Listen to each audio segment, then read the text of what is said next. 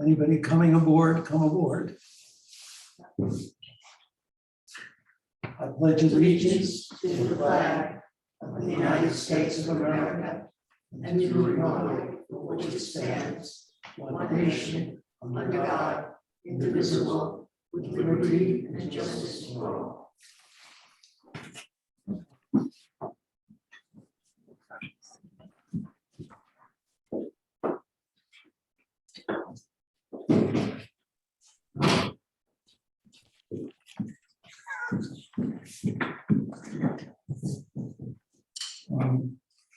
John, just I'm so trying to that figure you're, out what this stack is here. just so that you know, Don, in the Zoom, we have Henry Weisberg, we have Jim Peterman, we have Richard Warren, we have Michael Walsh, and we have Tony Alexander's iPhone. That's Okay. joined us via Zoom. First, what is this? That stack is your planning board. That one you have in your hand is 53 Sag Main Street, and the one underneath is the Wolfer subdivision. All right, this is all the stuff we've already had, right? That's the new stuff that came in. That's what's going to be, that both the village engineer and the village planner have This- reviewed. Stuff just came in? No, that's the stuff that you Okay. reviewed. I mean, Right. came in for this meeting that you Right. reviewed, and the village engineer and planner have done so And as then we well. got emails on. Yes, and their reports are in your package. Okay. First is there anybody here for either of these two public hearings?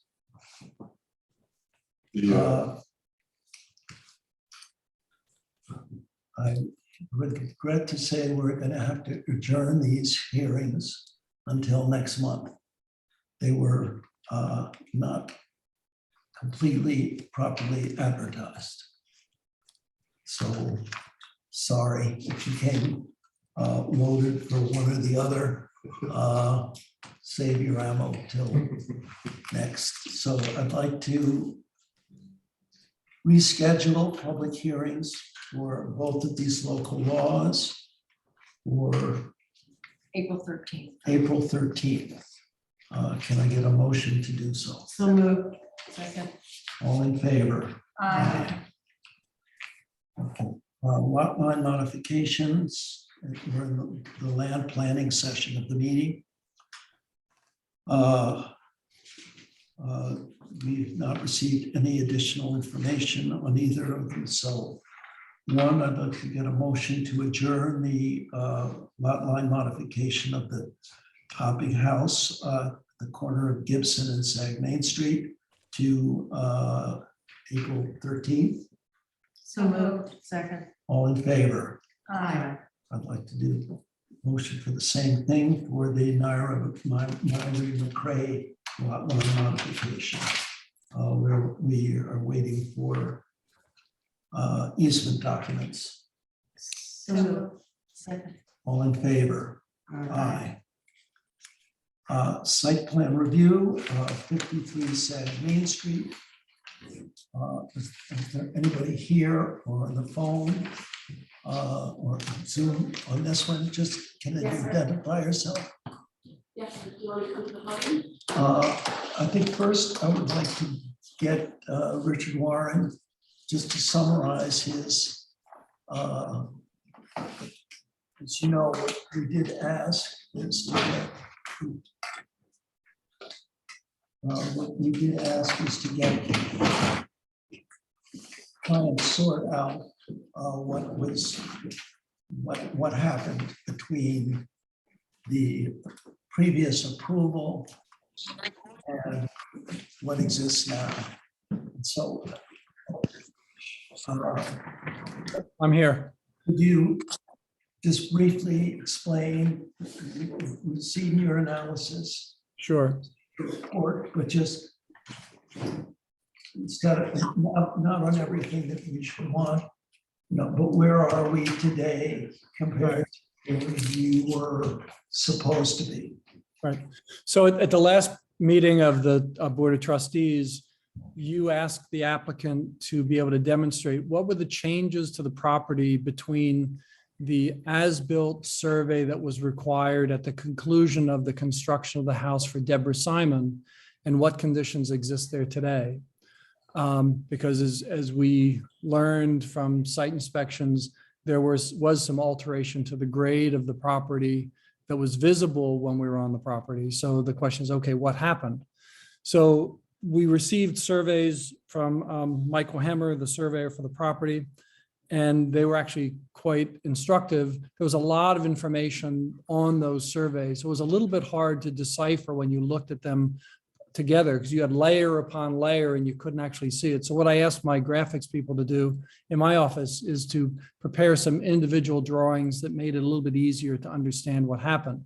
Michael Hemmer was nice enough to send us the CAD files, so we were able to do this. And what we found, Rhodey, could you put up those drawings, please?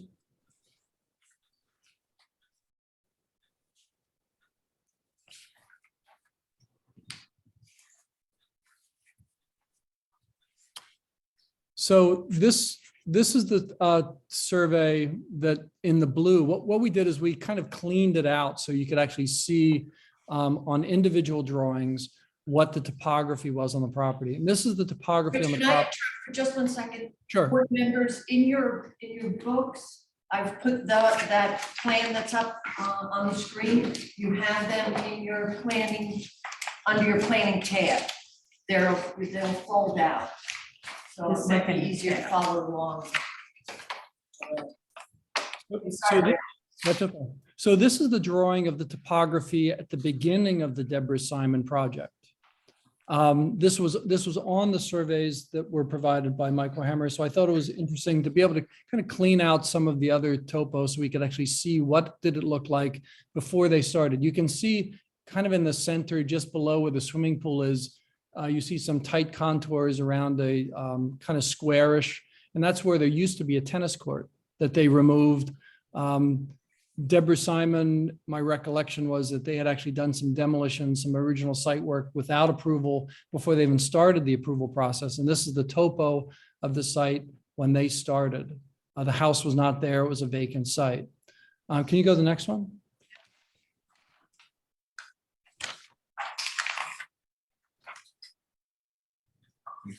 So this drawing is the as-built topographic survey that was submitted as part of the CO when the plant, because there was site grading and construction without approvals with Deborah Simon. One of the conditions that the trustees required was that you have to submit us an as-built survey prior to getting the CO. So this is the topography that was submitted. It was a field topo survey done on October 17th, 2017 on the property, and it was accepted by the village for the issuance of the CO for the house. But what's curious is that the circle area that is just off to the south, I guess, yeah, right in that area, that goes up to elevation 40. The swimming pool deck is around elevation 36.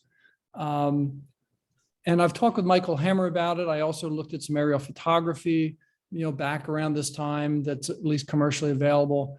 And this survey, even though it's shown, it's as-built contours, which is a true representation of what it is. It was as-built contours as of a date, but it doesn't appear to be the finished contour of the property. It looks like that was a stockpile of material that was there. There doesn't seem to be any evidence that there was a hill that was created and landscaped and finished in that area. The aerial photographs don't show that. So the next survey drawing, these are the existing contours. So this is what they did in February of 2020. So now we have 3 different layers here that you can take a look at. And you'll see that up around the swimming pool, it's up at 36, 38 feet, where you see those trees, right in there. That is the raised dining terrace. It's got a gravel base on it. And there was a dining table, outdoor dining table there when I was there. And that was an area that they had extended the topo out from the edge of the pre-existing pool deck, work that was done prior to the issuance of the approval, submittal of the application, excuse me. So the next drawing. So now this drawing is a comparison of the existing condition topography and the topography that was there prior to Deborah Simon constructing the house. This is not a comparison of the as-built, which is what you actually asked them to do. But what I found interesting is when you actually look at this on a general scale sense, I mean, the lines don't follow each other, but when you actually look at the general topography of the property, the topo that's there today is pretty close to what was there before the house was constructed. You don't have hills, you don't have, 40-foot, tops. The 26 elevation contours kind of following around with the absence of the flat area where the tennis court was originally. So it's interesting because it seems to me as like the topo was returned back to something closer to what was there originally. If you go to the next one, Rhodey. This is the existing, this is actually what you asked for. So I figured I better make sure we had this one. I'm not so sure it's instructive, but this is the existing topography on the property compared to the as-built topo on the survey from October 17, 2017. And you can see that there's significant grade changes, in the area where that 40-foot hill is. The red shows elevation 30 and the green shows 40. So you would think there was a 40-foot cut there, but I don't believe that that's actually true. I think that in order to get the CO, I can't go back and see what history was, but my guess is that they were anxious to get a CO so they could sell this house. And there was probably not as defining language in the approval process that said it must be finished topography. We just said, give us an as-built topo survey. So they got an as-built topo survey, and this is what it was at the time. And they got their CO. And then at some point, somebody regraded it out. So the last drawing back, not this one, but the last drawing back to me is the one that's the most instructive. And so it shows that the existing topo that was there prior to the development of the house is pretty close to what's there today. So for the purposes of the application, going forward, and I'm not going to get into the specifics of that, but I think that I know the concern of the village has been drainage, grading changes, what's going to happen with neighbors, with all of that. And I think that the topography that they have there today is closer to what was there originally than this as-built survey that was provided back when they had done it. So I think that my recommendation to the applicant would be to try to work your plan within the topo as opposed to trying to change the topography, which they were originally trying to do with their application. And I provided some other recommendations in my letter, but I won't get into those now. I did provide some aerial photographs if you wanted to see those, but I don't know that you need to, but it's up to you. I had site photos and aerial photographs in my report.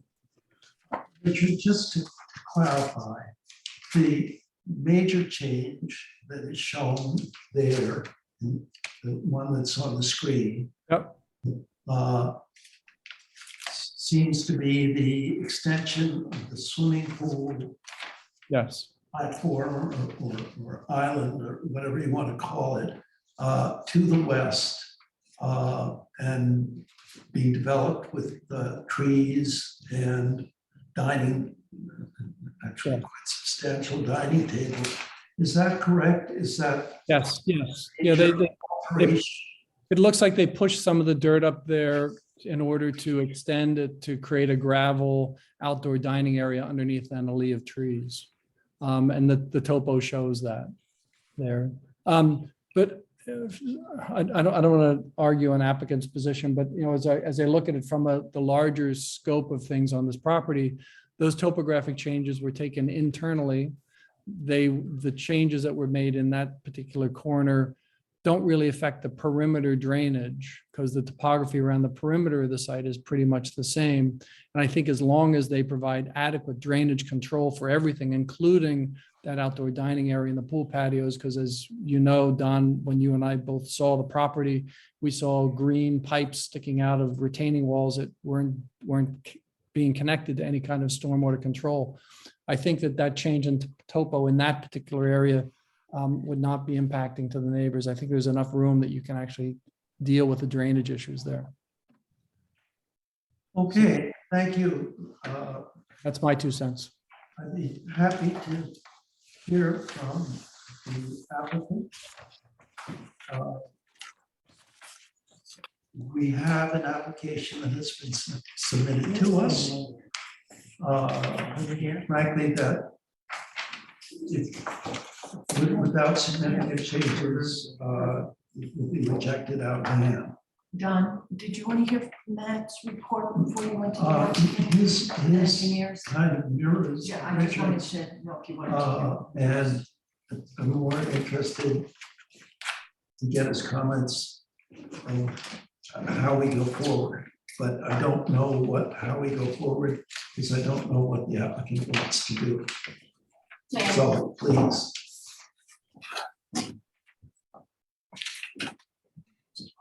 Good afternoon, Mayor, members of the board. My name is Jamison McWilliams from Crouch McWilliams Loggers at 10 Canterville Road, East Hampton. I am here for the applicant, Ellen Huckelhoven, 53 Sagamore Street. Hopefully you got our submission, which has been reviewed and previously discussed by Mr. Warren.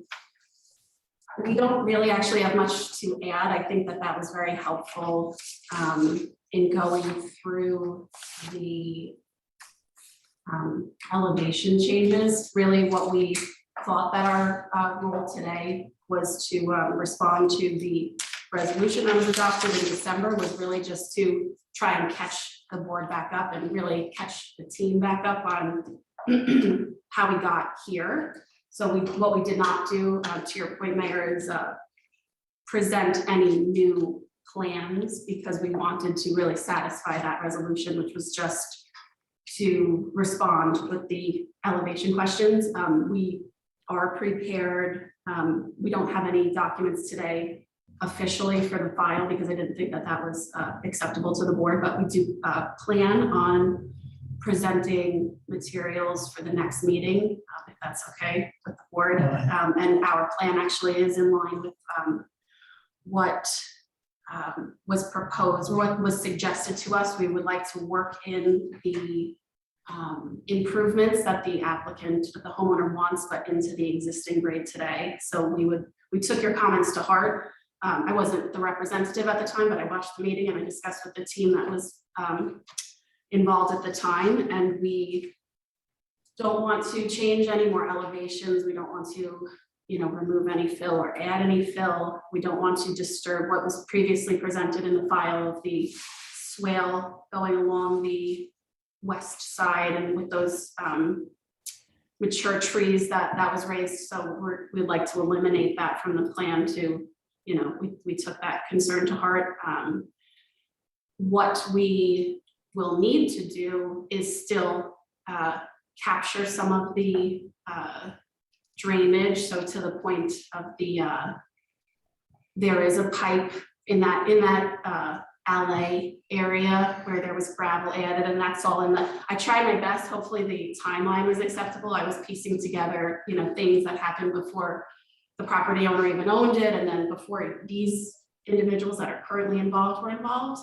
There's some Michael Heimer and David Rhodes. They worked for the previous owner, so there was some good, at least, history there. But we pieced it together. We know when the work was done without the permit, and obviously we apologize that happened.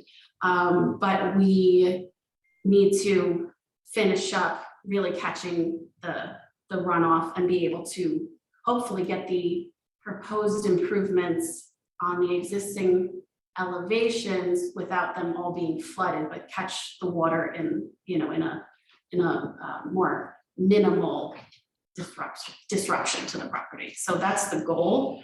And I hope that if we maybe can get even some more, feedback, we want to be able to do everything that the board finds appropriate and do it, as soon as possible to get the approval. Although I don't think, I don't think that the plan is to disturb it anymore, even with approvals before the coming summer season. But we'd like to move along. Let me try and give you, I think, some guidance Sure. on your new plan and to get input from both Mr. Jedlicka and Warren on this. Do you have a copy of his report? I do not. No, I don't. Could you Yes, I can. give her one and of the others?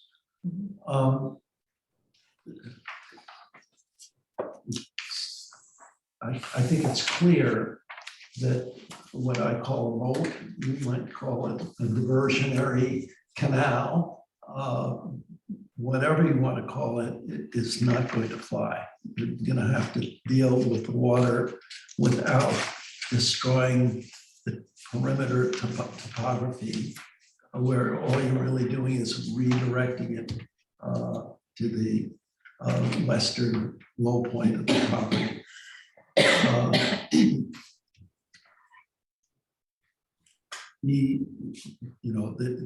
Let me just address some of the other points. As Mr. Warren recommends in his report, if you're going to have your meditation pit, there will be no new contouring permitted. It will either have to be at grade or below grade of where you want to put it. And since that is basically practically the low point of the property, it means you'll be putting a pit in a pit.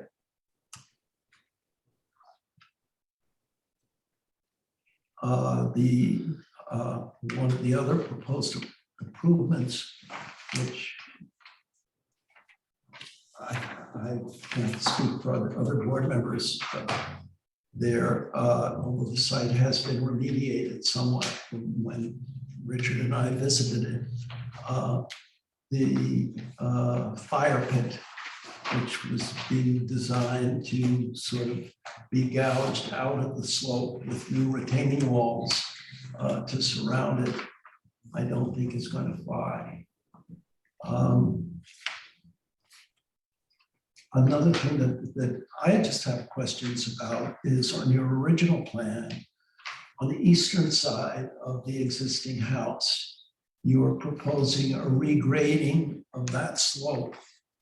And you can't understand why, because the grade is not changing that much, but it's just being regraded and slightly altered. And yet that's the only piece of the property where there really is some natural vegetation to prevent water just sweeping down as it does in the other portion of that slope, and where somebody had to put in retaining drainage systems all over there. Why do you want to disturb that area, other than the fact that it's the only undisturbed area on the property? I hope it's not the latter. I think that there might be someone on my team that could answer that, because they came up with the original plans before I was involved. Although my guess would be that that was to deal with some of the drainage, because some of the improvements behind the house are at grade. So they were trying to minimize some of the flooding down there, but I don't know if that's the right answer. Well, if it does show up in your new plan, could you be prepared to explain why you are Yes, proposing so that? back on the east, you said on the east side of the The house, east, the southeast. Northeast. Northeast, okay. Oh, wait, well, am I upside down? Sorry.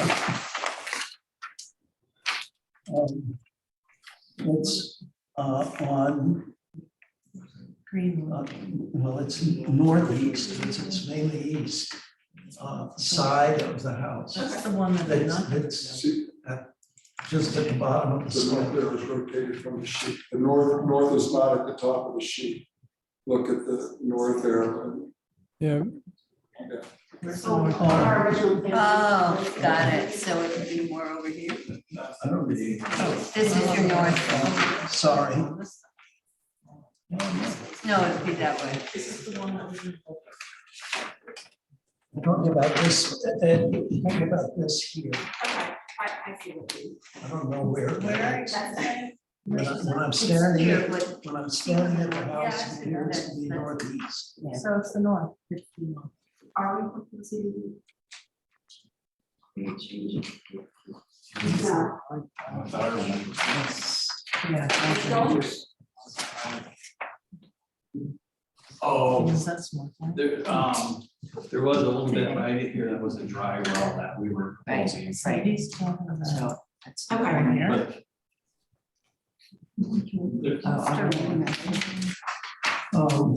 I believe that in that area, we're proposing a dry well. But it doesn't You're seem at to be. 36. Well, you mean that one that's shown where it has the 95.2 line to the corner? I see a DW there. but dry well.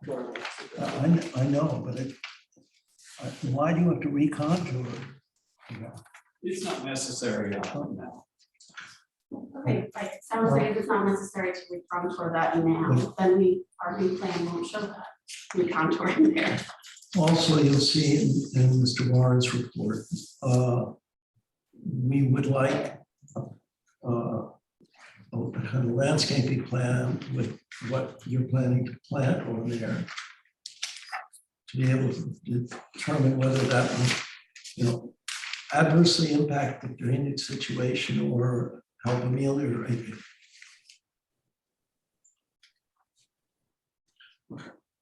Richard, do you have anything you want to add on that? To me, this application is mostly about drainage. And I think that with the protection of the existing topography on the site, trying to minimize any further changes to it, just the drainage control plan should be sure not to divert the drainage to perimeter, find a way to capture it and get it back into the ground so it's not moving water towards neighboring properties. And I think that's the main focus, I think, of where the village is looking to move away from the design that they had, which was a perimeter trench drain that encircled 3 of the property boundary lines, causing water to move towards that western property boundary line that caused removal of trees and raised the specter of a problem for neighbors when we have that 4.5-inch rainstorm in 24 hours that we do every few years, where we've got drainage capacity for 3 inches. So I think that if we can get the drainage so it's more interior as opposed to perimeter based, I think that'd be helpful as well.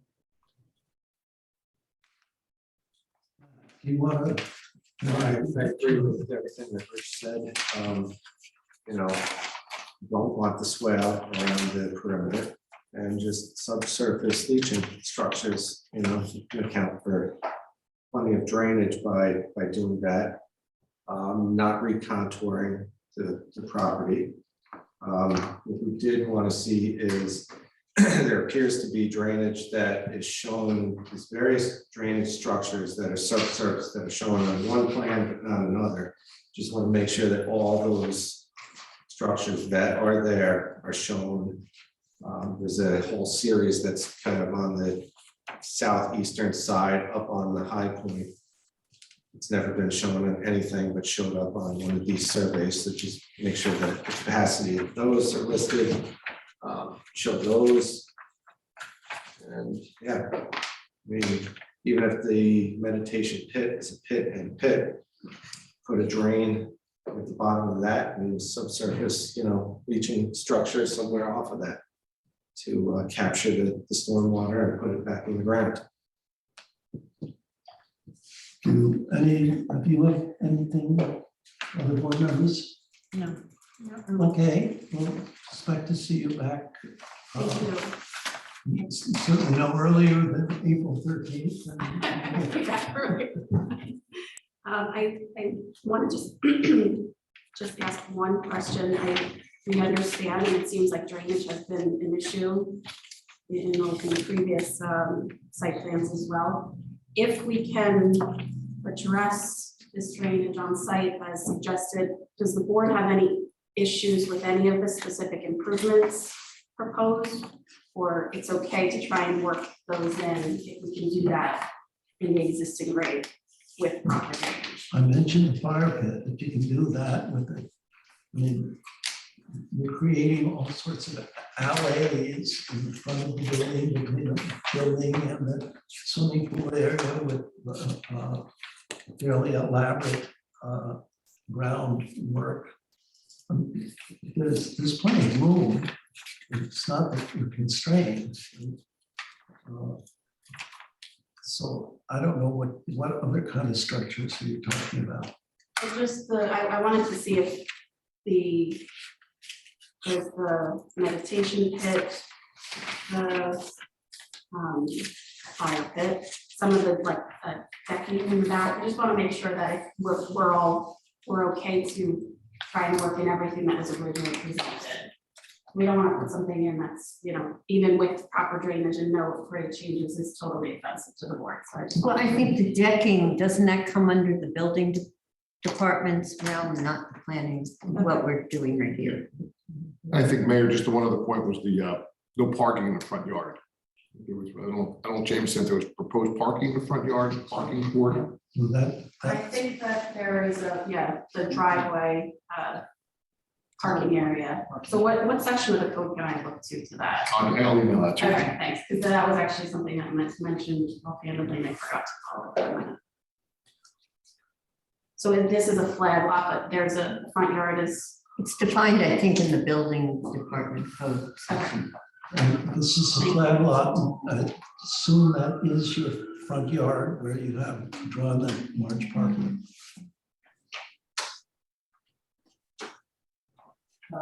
No, just for the record, the building inspector did look at this plan, and he's the one that pointed out that particular parking is not per code.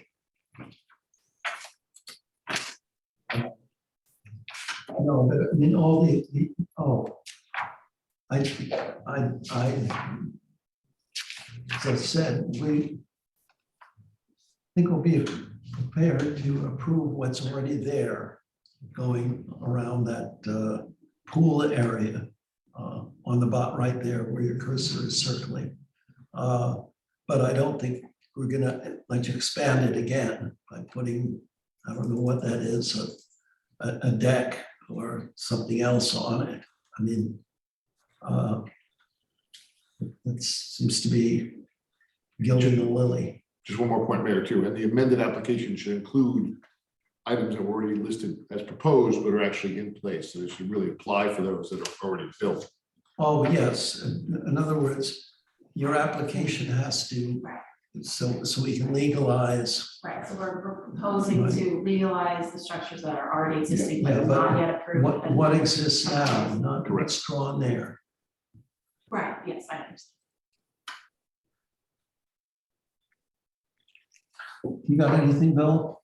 Okay, we'll see you next month. Thank you so much for the room. Good afternoon.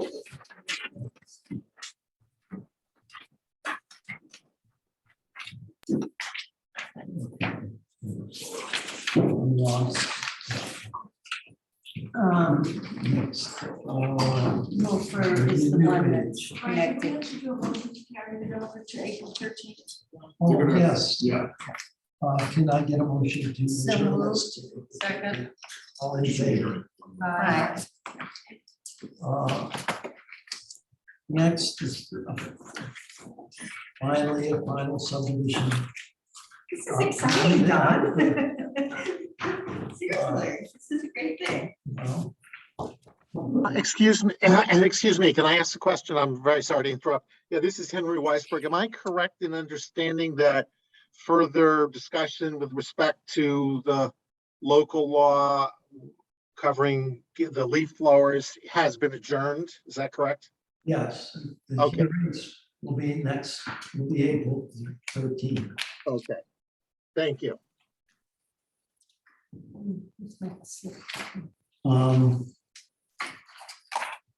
The Wilford subdivision application is finally complete. It's been approved by Tony Tohill, who was brought back to with the finishing touches on a project that has spanned many years. So we have the final application. And where is that in here, Lori? It will be, Or is it in here? it's in, Right, this- it's. in the packet with the- I have it up on the screen as well. Well, am I not to read the darn thing? oh, the resolution is in your packet. It's the last bunch of paper under planning. I got it. Okay, I've got it too. And then there's two resolutions And there. there are a number of resolutions. If you recall, this is a 4-lot subdivision with 2 paired lots. The open space is on the western side. And so this, what we're waiting for was the easements and health departments. We're waiting for stuff. Which is basically all of the whereases, which I was hoping not to read. And it can be deemed. I would like to deem the 3 pages of whereases, which is just regurgitating your past.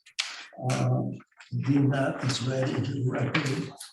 And so I'll start in the actual approval. Now therefore it is resolved. The aforesaid plat is approved. The name Seabreeze Lane is approved.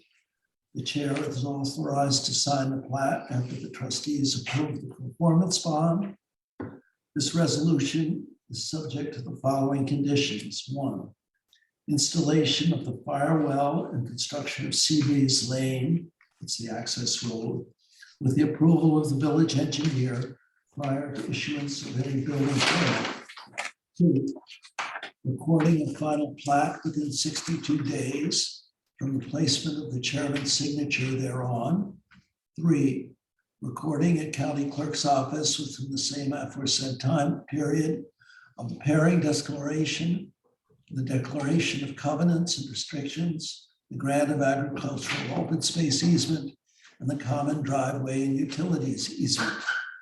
4, delivery to the village clerk of Mylar plat with proof of recording and proof of recording annexed to each document listed in paragraph 3 above, each within 15 days from the date of recording.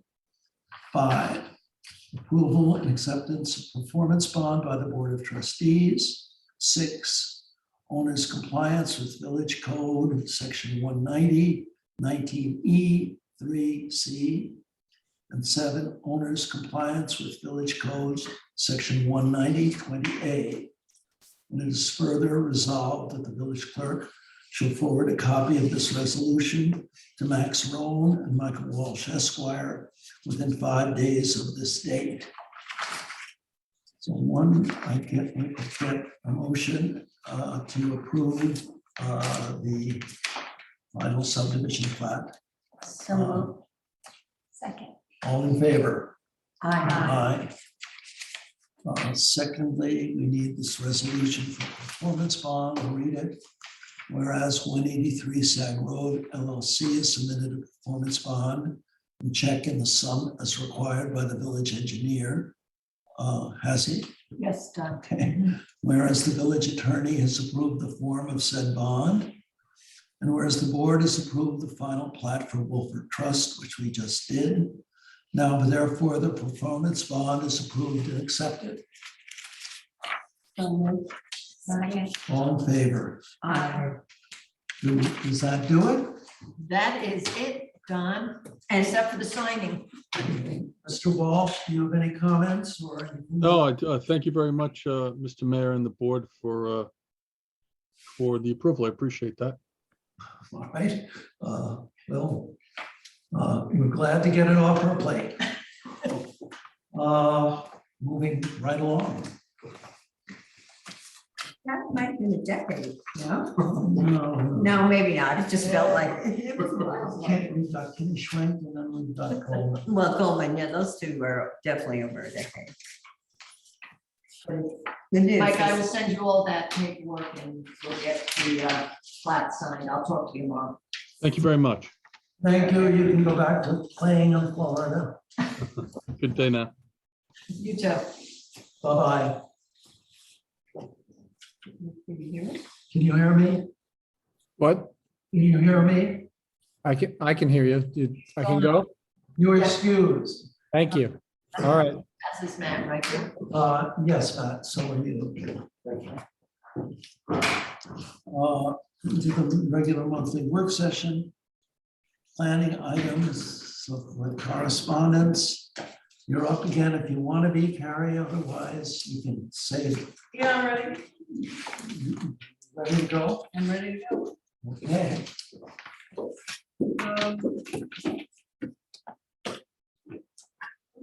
Stands out to me is that there were 41 traffic stops this month as opposed to 23 last month. It's delicious. And basically everything, not much happening. Burglary alarms were 12, 11 in January. Fire alarms were 18, 12 in January, but a lot of them were false. There was a burglary, is something reside in progress, residential. Where was it? Mm.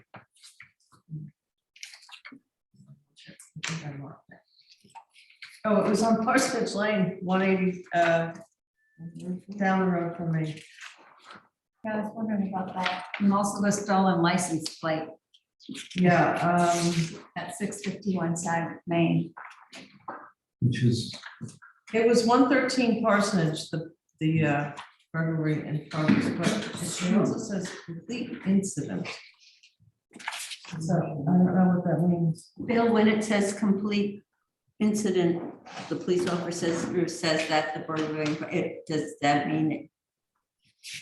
Well, sometimes if it's an alarm and there's no entry, that would just be a burglary alarm.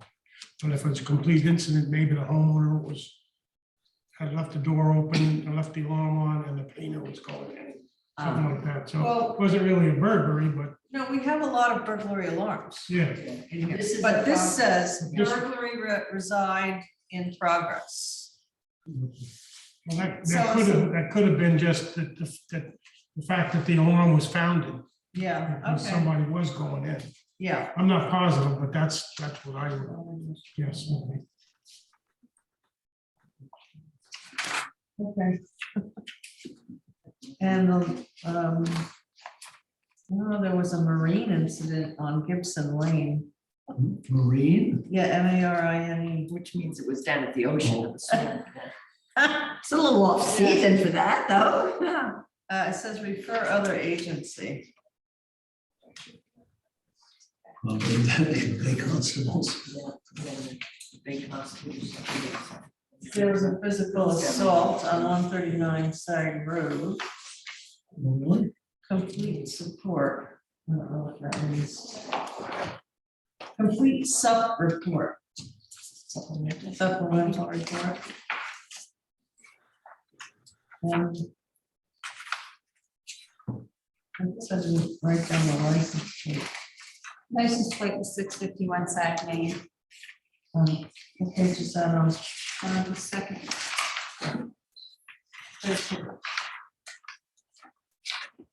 Oh, and there was a suspicious person on Sag Road.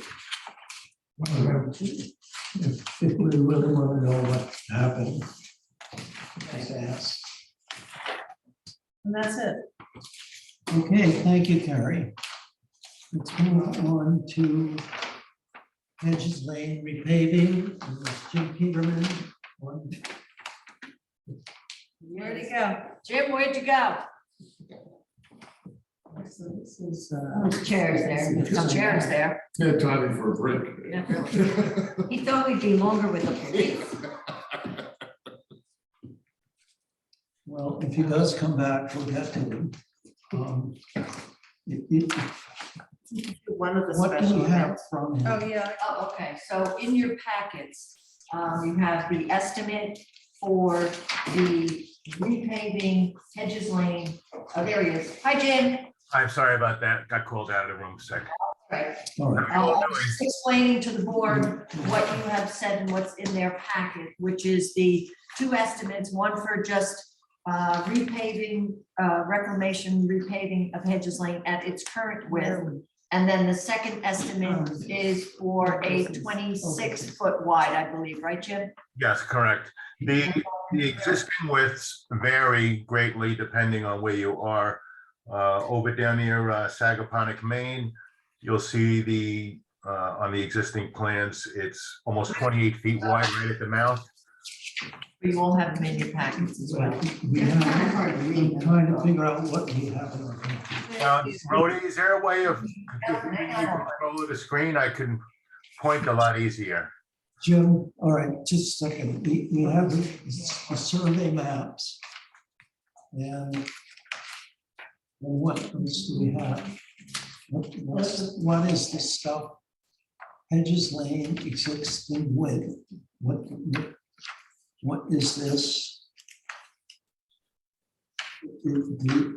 That's, we don't widen it at all. Is that what that's correct? Is that what that estimate is? There's two estimates before you. One is to full depth reclamate the existing width of the road from Sag Main to Town Line Road, with installation of some drainage structures and swales at different areas, some retop soiling, and it also includes some milling on Sag Main in the vicinity of Hedges up to the post office. As you might be aware, the Suffolk County Water Authority, under 4 and possibly 5 permits, are installing new water mains on Hedges starting next week, starting next Wednesday. We're supposed to start on Monday. We've been coordinating that, so the timing would work out for us to reclaim the road, resurface, and have their work done ahead of time. The work that would be involved on Sagaponic, Maine would not be a full depth reclamation. That would just be a mill and fill. I could profile mill it and resurface it to get rid of these puddle areas and force the water into the existing drainage structures are there, and to add a little bit of capacity. I'm adding 2 in the grass areas, leaching basins, not in the not in the roadway, but in the grass area swales. Jim, do you want me to put up those maps that your hand notes are on? Can you give me control of the screen? Oh, sure. No, can I just? We would be responsible for repaving Sag Main Street? I'm sorry, Don, would we be responsible? The Suffolk County Water Authority has agreed to pay for that work in the amount that they sent a check to the village for, or they will be sending a check for $67,000 for the. Is that what you estimate the cost of repaving it to be? Yeah, I mean, that would take care of it. That would take actually care of more of it than, I mean, the 67,000 is more than needed to resurface Sag Main. And it allows us to have the control to do it correctly and return it to its correct state. Now, then, just could you explain what else is in the packet here? You have one, it seems to be for repaving Hedges Lane to the existing width. Right. Don, what's in front of you, I was asked to produce some numbers for the board's use in determining whether the board would like to widen the road similar to what we did, on Daniels Lane, which is 26 feet, or leave it the existing width with both alternatives having basically the same drainage improvements. So those are the 2 estimates you see before you using that Suffolk County Department of Public Works requirements contract. There's some items in these contracts that actually went into effect. I mean, under these estimates that weren't in the Daniels. Are you shaking your head, Don? Because I'm trying to keep following you. So keep going. As you know, the fuel prices and asphalt prices have skyrocketed lately. Yes. Okay, there's an asphalt price adjustment in these contracts. It's based at the price of asphalt and the price of fuel at the time of the bid. And New York State DOT posts those prices. It's actually buying it in bulk. It's not what you pay at the gas station, or well, we wouldn't be going to buy the liquid black gold, we call it, the liquid AC used to make asphalt. Asphalt that you put down on the road. It's a mixture of the liquid AC, sand, and aggregate. So using the amount of asphalt product in a ton of asphalt is a set factor depending on the mix you're using. Long story short, there's asphalt prices posted by DOT every month, and of course they've been going up. Now, the advantage of having, well, the advantage and disadvantage of having these asphalt price adjustments, sometimes the actual price is actually lower at the time of installation, and you would get a credit depending on how many tons of asphalt you put down. Unfortunately, right now, the fuel prices and the asphalt prices, when I say asphalt, that's the liquid black tar, you might call it, that's used in asphalt. The prices are way up. So there's a formulas depending on how much asphalt is in the mix for an increase in cost. Those are called asphalt price adjustments. And the amount of fuel that is needed to actually produce a ton of asphalt and get it to the job in trucks is also an adjustment item. Those are the last two items on each of the estimates that you wouldn't have seen before on like Daniel's Lane. I just wanted to bring them to your attention because it's adding $60,000 to $70,000 depending on the width you want to bring this road to. It's an additional cost that you did not see when we did Daniel's Lane. That's what I was trying to bring to your attention. I'm trying to, your bottom line figures. Yes. Include, are these all inclusive? They include engineering fees, any drainage improvements, any driveway repairs, any, you've done your survey, so you should be able to know now Right. what impact this is going to have on the existing drainage infrastructure, including culverts. So are these all inclusive? These are construction cost inclusive. I did not include the design cost or the inspection costs. I can get them to you rather quickly. I mean, I don't see this construction lasting more than 3.5 weeks. So it would be similar to the cost incurred with Daniels. Okay, well, at some point before we approve anything, we would like to know the total all-in costs. Okay, I wasn't aware of that request. I'm sorry.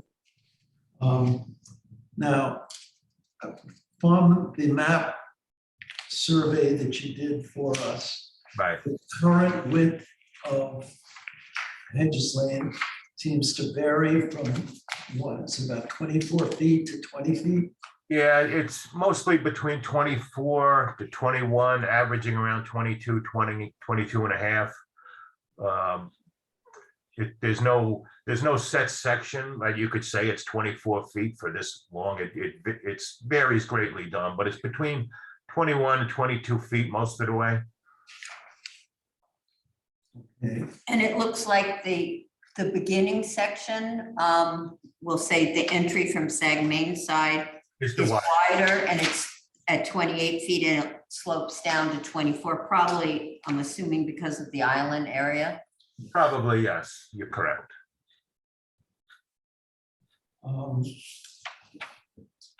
Now, Brody had sent me some questions that you wanted to know how I would tackle some of the drainage issues there. And I think that would be in one of the packages that you have in front of you. Did the photos, did they have copies of the photos? I did not put the photos in there, but I can bring them up, or did you want to? I could, it would be easier for me to be able to point on the plan. You should be able to put them on your screen. Okay. The photos aren't in there. He's gonna do No, them. no, Do I have control yet? No, You do. I do. You can Yes, see my, you can see my screen. Permission. Excuse me? You can see my screen right now? No. Okay.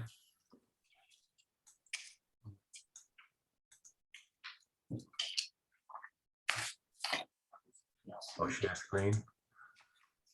Host disabled participant screen sharing. See if that works.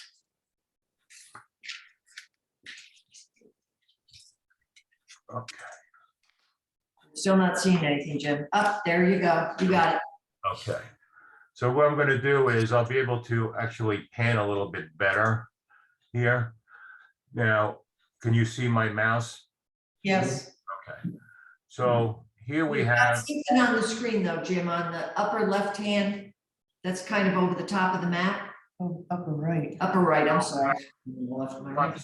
I want to actually post on like this photo. okay. Yeah. It's not interfering with them. There we go. Okay. This photo one is if you were sitting right here near the post office, facing south on Sag Main Street, which is that puddle you see before you there in the picture is represented by closely to this blue line on the plan. Okay? Is everyone following me there? Okay. Underneath this puddle, Yeah. The blue is the puddles on the paper copies we have. This is, okay. This is- Purple, yeah. Okay, now that drain has not been cleaned in years. it was cleaned yesterday, Don. Yeah, yeah. I had them, I had them clean all those drains. Actually, all the drains present on Sag Main at Hedges, and I had them do Town Line. Because every time I went down there to try to figure out what kind of pipe network connected all these together, they were always full. But I kept telling the town, I need to get these cleaned. I need to know what's connected so I know how to fix this problem down here. They're 8-foot diameter, 8 feet deep, which aren't real the big ones. They're not big leaching basins. So they cleaned these 3 existing basins I'm pointing to just south of the post office. There's no pipe actually going across the roadway from this puddle area across to connect to the basin on the east side of Sag Main. However, there is, if you went a little further north, there's a basin, if you see on the plan, there's a leaching basin on the corner where the parking on the east side of Sag Main to the north of Hedges. There's a basin there that actually is connected to this basin on the east side.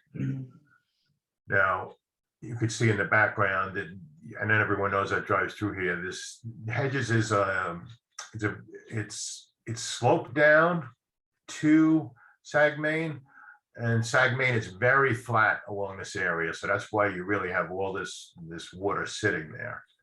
My plan was to put an additional drainage pipe between these existing basins, what's underneath this puddle right now.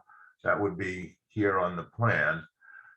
Put an additional leaching basin in the grass area back here.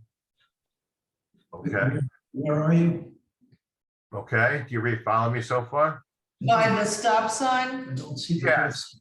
It's in the grass area. I'm on the photo right now. Over here. Oh, I wasn't looking there, okay.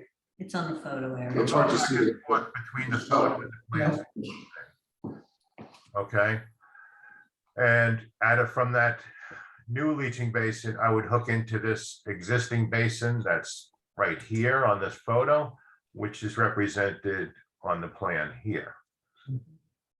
And I would carry that, I'm sorry. Where on the plan? It's on the northeast corner of Hedges and Sag Main. There's an existing catch basin, or it's actually. Yeah, when I grew up, there used to be a snow fence right there so that the kids riding their bikes wouldn't fall into that big old ditch right there. Well, I don't think, so. They must have filled the ditch. Yeah, it's not there anymore. Yeah. And then I wanted Just to extend the pipe, and on the southeast corner of Hedges and Sagmain, put an additional leaching basin in the grass area to take this water on this side.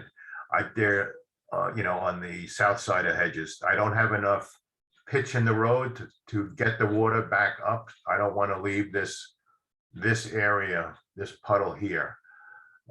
So these two would solve these drainage issues down at Sagmain and Hedges.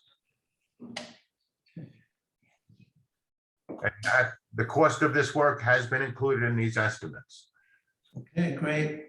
Okay, now let me just get out of this.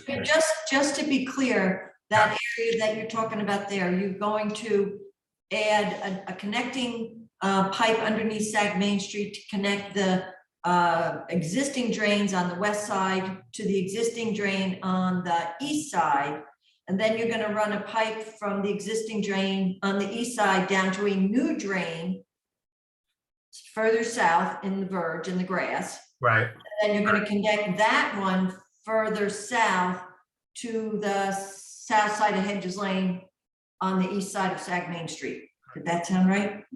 So there'll be Very good. two new drainage. I'm looking at a picture here that's closer than that. Okay. Good. Okay. Now let me get out of this picture. Good eyes. Photo 2. Photo 2, and I'll bring you there on this sheet.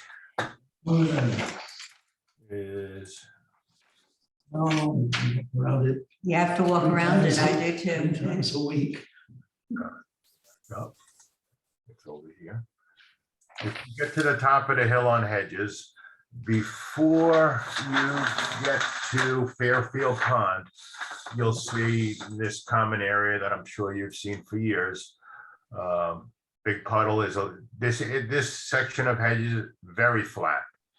Okay, and this photo 2 is if I was sitting, I'm at the plan here, I see photo 2, and that's the direction it's facing, southeast. So that's that long puddle on the south side. And if you look at photo 3. It's where the Arkansas house used to be. Right.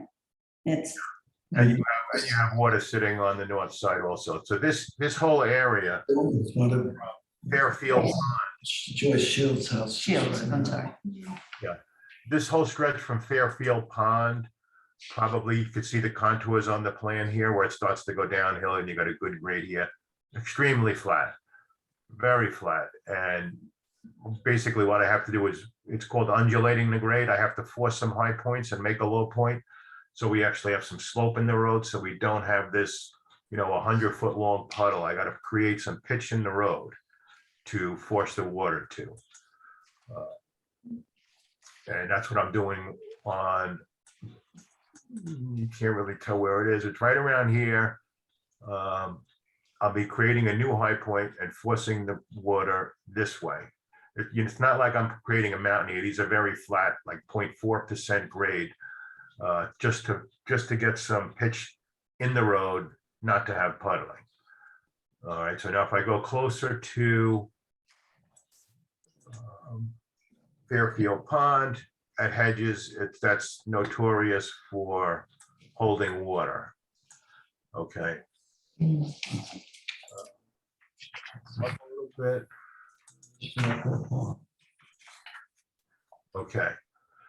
Now, actually, when you look at the existing grades of Fairfield Pond, the water that is always sitting here at Fairfield Pond, let's say photo 4, is actually trapped in here by some high grades all around this low area. I don't know if this area sunk after they built it or maybe subsequent resurfacings, but when you look at the existing grades of the plan, the high point is almost at Fairfield Pond intersection. There should be no flood here. This is not a low point in the road. So with some grading over here, I can create another high point and force the water to the east, and I can force the water to the west. And some of the water on Fairfield Pond Lane will actually head southerly on Fairfield Pond Lane. But in creating the high point on, or meeting this high point at Fairfield Pond with the high point I created, about 500 feet to the west on Hedges, I have to create a low point to catch some water here. So there'll be a leaching basin on each side of the road, probably about 100 to 120 feet west of Fairfield Pond. They'll be in the grass area. They'll be piped together. And there won't be any roadway grates, but water will run over the grass area and be caught in these leaching basins. That will take care of this small watershed from this high point to about 500 feet west of Fairfield Pond. I'm not sure I know what a leaching basin is. It's one of those big round concrete structures you see on that has holes in it, and Oh, it's underground. it's underground. Yeah, you won't see anything. You'll see a grate in the Cesspool. Fancy word for cesspool. Okay. There's going to be construction there on that lot. Yes, I know that. This is all within the village right away. So this is not going to affect his work, or his work is not going to affect our work either. Okay, so that's two problem drainage areas. Now, if we continue, I don't really have any drainage issues till I get to, let's see. Skip a page and go to another one, Jim? Excuse me? We skip a page in our booklets and go to the next one by Old Barn Lane? Yes, yes, correct. Jim, what about where the culvert is? That's coming up. No, not, I mean the other one. The Oh, one that's- Hedges Lane, not too far east from Fairfield Pond Lane. Well, The that's old Foursquare house was. yeah, that's working fine. Don, I don't really have a problem there. I'm probably gonna put some, maybe some riprap stone there to hold it together, but I don't have any drainage issues there. Everything's working fine there. So We don't want a big riprap thing. no, I don't know. No, I don't need no big, I know the sentiments of the board and the village. So, Jim, there is a drainage easement over there. right. So I don't see that being a problem. Okay. I'm portraying on the screen and presenting to you the problem areas and how we're going to address them. Okay. So just to the west of Old Barn Lane, you'll have some farm fields on the south side. And if you look at photo 7, let's say. Are we on sheet 3? You're on sheet 4, actually. We skipped three. Yeah, I didn't have any drainage issues on sheet 3. Okay. This is just west of Old Barn Lane? Yeah, if you look at the plan, the way this plan works, if you're looking at my screen here, this match line on the top left of the sheet on my screen was to the previous sheet. Then you move over to the right side of the sheet, and then it matches to this sheet where it's Old Barn Lane. So it's like stacked one on top of another, like the roadway continues. So the top section of Hedges Lane that you see on the screen right now is to the west of Old Barn Lane. The west of it. To the west of Old Barn. And this picture represents this photo here. You go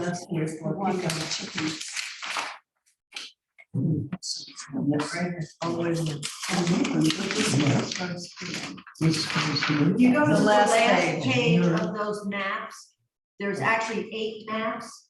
There's 4 of each set, and if you go to the last one, it has Jim's handwritten notes on it, and that's what he's got up on the screen. Okay, so Sorry, Jim, go ahead. Okay. This stuff? Now, this is in the farm areas, and I can take care of these, and this is another extremely flat roadway surface. And that's why you have these super long puddles, water seeks its own level. So when you have a puddle that's 500 feet long, That means that's all the same elevation. Okay, There's not much I can do with that, other than try to put some high points in and low points in, or I know, Don, you like the roadside swale, and that's what we plan to do over here in this farm area, is give a place for the water in a shallow swale. And I have some more room than I had on Gibson Lane. And Gibson Lane, I was kind of crushed in there with limited right of way. Here I got enough right of way to, put a nice gradual swale area in. And they'll be on the sides of, in the grass area off the pavement. Okay, Do you show that? excuse me? Do you show that on the map? I don't show the swales on here, but they'll be in the grass area. Similar to what we did on Gibson. To the south side, not the north? On the north side, I'm gonna have to put one in also between the driveways, because I have to get rid of that puddle. Got it. Yeah, so. I'm sorry, I got too many things going on here. Yeah, so that's my plan, is to put the roadside, we're here. No, we're right here. No, we're right here. Yeah, no, I'll show you where we are. This is where we are, because that's all. I'm sorry, what was the question? Right here, it's the same thing. Just trying to get on the same page, Judy. Oh, all right, Mhm. okay. Literally. Okay, thank you, Karen. You're welcome. All right, can I start again? Yep. Okay, so the areas where I don't have a lot of residences and I got a real flat area, I'm gonna try to, sorry, take care of these flooding areas with some roadside swales. And that will be like a French drain type swale, which I will excavate, put gravel in, make it a gradual swale, and put some topsoil over it with some filtered fabric. Then grass seed it, so it'll just look like a depressed area. All right.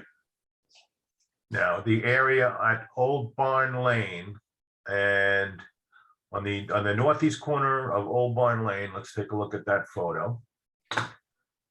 Is, let me get there, sorry. Photo 9. This is, if you look at the back of the plan here, photo 9, I'm standing right about here, taking that picture facing east. Okay, so get back to this picture. Now, the reason this rail is here is this, I guess, might have been considered a drop off. The basic premise of this would, like this rail here is a hazard in itself, because it has what's called spear on it. When you have this board sticking out, if a car would actually, smash into here, they could spear somebody. So the best thing to do would be to actually remove it, get rid of the need for it. And how do you get rid of your need for this thing? You extend this pipe and you move this end section within the drainage easement that's here. Put another piece of pipe in, reinstall this end section down here, and fill this swale in so it's actually not close to the road where you can flip the car over. Okay, so we can get That's rid the of. same thing as you did on Daniels, right? Yeah. Yeah, we got to just, if we need to protect it, that's all. And I can also get rid of this puddle very simply. We could regrade this swale area. It'll go right into the drainage easement, through the pipe, southerly under the road, into the existing drainage easements that we have. Okay, so this area, and the same thing on the other side. I could add a pipe. I don't have a picture of that one, but I'll do the same, similar on the south side of the road. Over here, I'll go back to the plan. Extend the pipe at the end over here, get rid of this wood rail, and we don't, we'll get rid of the need for the rail, so we don't need it. So now moving On to, the north side where the rail is, excuse me? is it a deeper ditch on the north side where that railing is? I think if anything, this is the north side, the south side. South side, I'm sorry. The south side, it's a little deep because the pipe actually is pitched southerly, but it's not much. If I add another piece or a 6-foot section of pipe, I could move the end section and do, fill it in make it a gradual slope and get rid of the need for the rail. Gotcha. So we're gonna be removing this rail then, which is actually a hazard in itself. Good. It's ugly too. I don't really mind it. People probably grew on people, but you know, it's not protect, the end sections aren't protected. So we really want to take care of that. Right. And the last section, which I also had the town of Southampton, Town Line Road, Hedges Lane. They traced out, because I didn't know, I knew there was some drainage out here back in the grass. We found an 8 foot by 8 foot diameter, 8 foot deep leaching basin that 3 catch basins are connected to. This area also has, you know, some flooding issues. So my intent was to add in the grass area an additional 10 foot diameter, 8 foot deep new leaching basin and connect it into the existing system. And that'll be a manhole grate. That's just to expand the capacity of the drainage system down there. That would be the extent of the drainage work. And like I said, we're going to do the similar to the treatment that we did on Daniels. It's a full depth reclamation. I'll have the full depth reclamation machine go down 8 inches. They grind up everything into a pulverized mix, like an RCA mix. We'll add the brine solution, which is actually much cheaper than the emulsion because the emulsion is actually linked to this asphalt price adjustment. And that'll give us a good base. We'll do the same top treatment with 1.5 inches of binder, 1.5 inches of top. It should go quickly. There's one thing I want to bring up, and it has to do with these grass like verges or medians at both Sagaponic and Hedges and Fairfield Pond Lane. You know, I had one of my traffic guys look at the configurations of these. I know the village likes these grass triangles at these intersections. It's sort of defines the village. However, it's not the greatest thing for traffic flow. However, I said, can we Put do? a picture up. Right here, this island here, this triangular island. I see it. But now, Oh, I thought you were putting a picture up of it. I can go back to photo 1. that was an original triangle in the village and the first flagpole was there. Right, this triangle here. Okay. Now, Actually slows the traffic down. I don't think we want a lot of flow barreling out on Sagmain. all right, there's one issue that I've actually seen when I was out there.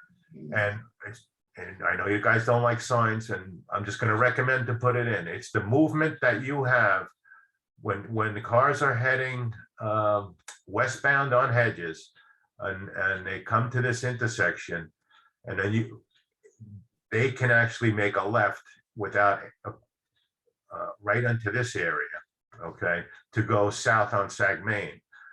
However, when you have somebody heading south on Sagmain making a left onto Hedges, they come right across.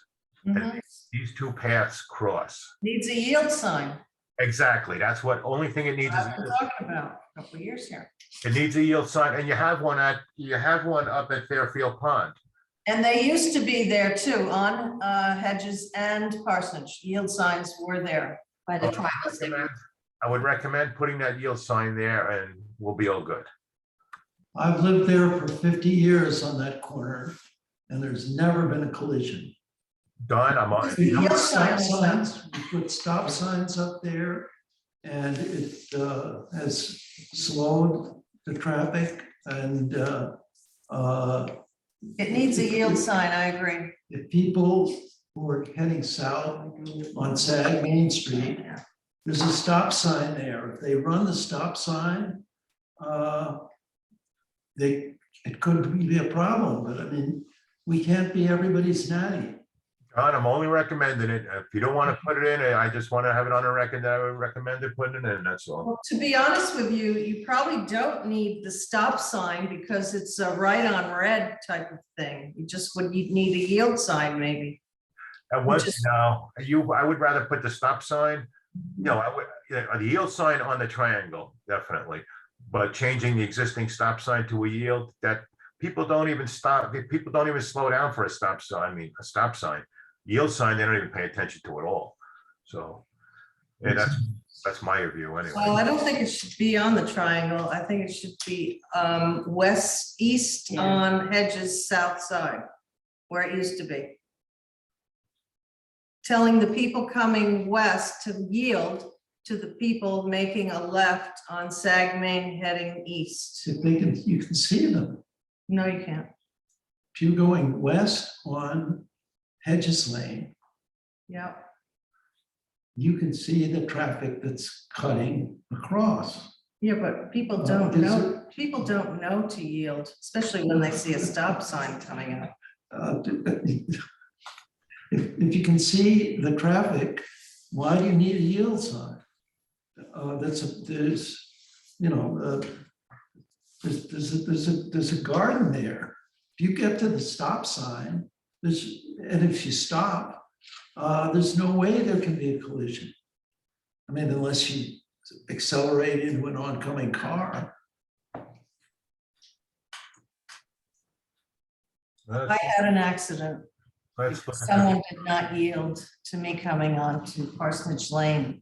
Well, that's quite a bit different, actually. No, it's the than same thing. it is, the visuals are completely. Sag different. Main has a complete visual access Oh, north of North, Parsonage, not south. not south, that's right. I wasn't going south. I was coming from Main Street, making a left on Parsonage, going east, and the person was flying Whatever. down Parsonage and did not yield. All right, so Stop sign, and they stopped, but that was after the accident. this is actually a perfect shot in Google Earth. I'm heading There you go. I'm heading west on Hedges, and I'm going to make a left on Sag Main. yes. If I was gonna go north, I would veer to the right. I have a stop sign there. You can see it behind the branch there. If I was going south, I'd have that stop sign. However, the car that's there right now coming in southbound on Sag Main, making a left onto Hedges, That's the right way. that's the conflict point. Yeah. That's where a yield sign needs to face that car at the edge of the triangle. I know it's an additional sign, but No, it shouldn't face that car. Gonna put a yield sign where the car is. No, it should be where that first arrow is on the right, on the north side of Hedges. all right, hold on. Because the people on Hedges are the ones who have to yield.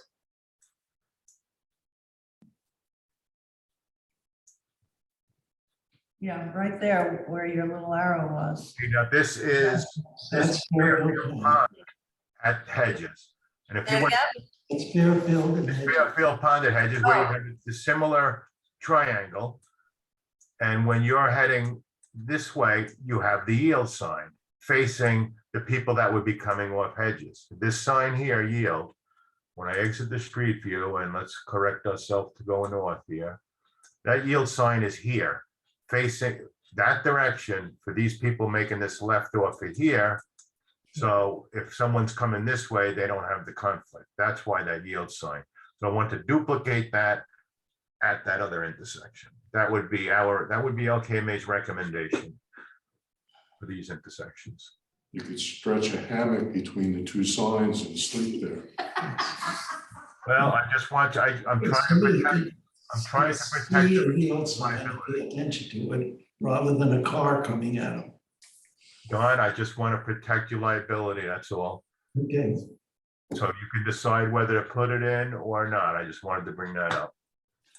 And Jim, just to kind of clarify, what Carrie is saying is instead of putting the yield sign in the triangle like it is on Fairfield, you could accomplish the same thing by putting a yield sign on the north side of Hedges Lane to capture the traffic coming west on Hedges. One of those lanes has to yield. Right, He's got, right. But do I've you, got it backwards, if that's what he's talking about, putting it on. I don't know if there is a, who's got, Yeah, there is. the right of way in that particular instance. I'm not sure what it You is. always yield to the person To your on right, the the right. right. Right. To the right. Driver's ed. So I don't, is that to the right, I guess, kind put of. the yield sign right here, like, that's, let me zoom in. Let me zoom in a little bit here. So if that's considered the right, then it would be the. So right. you're talking about a yield sign here? possibly? Yeah, yeah, about there. A little east. Right, I'm moving the arrow. Yeah. But that isn't clear. At least the other one is clear, and it's Yield yielding to sign. the people who are already on Hedges Lane.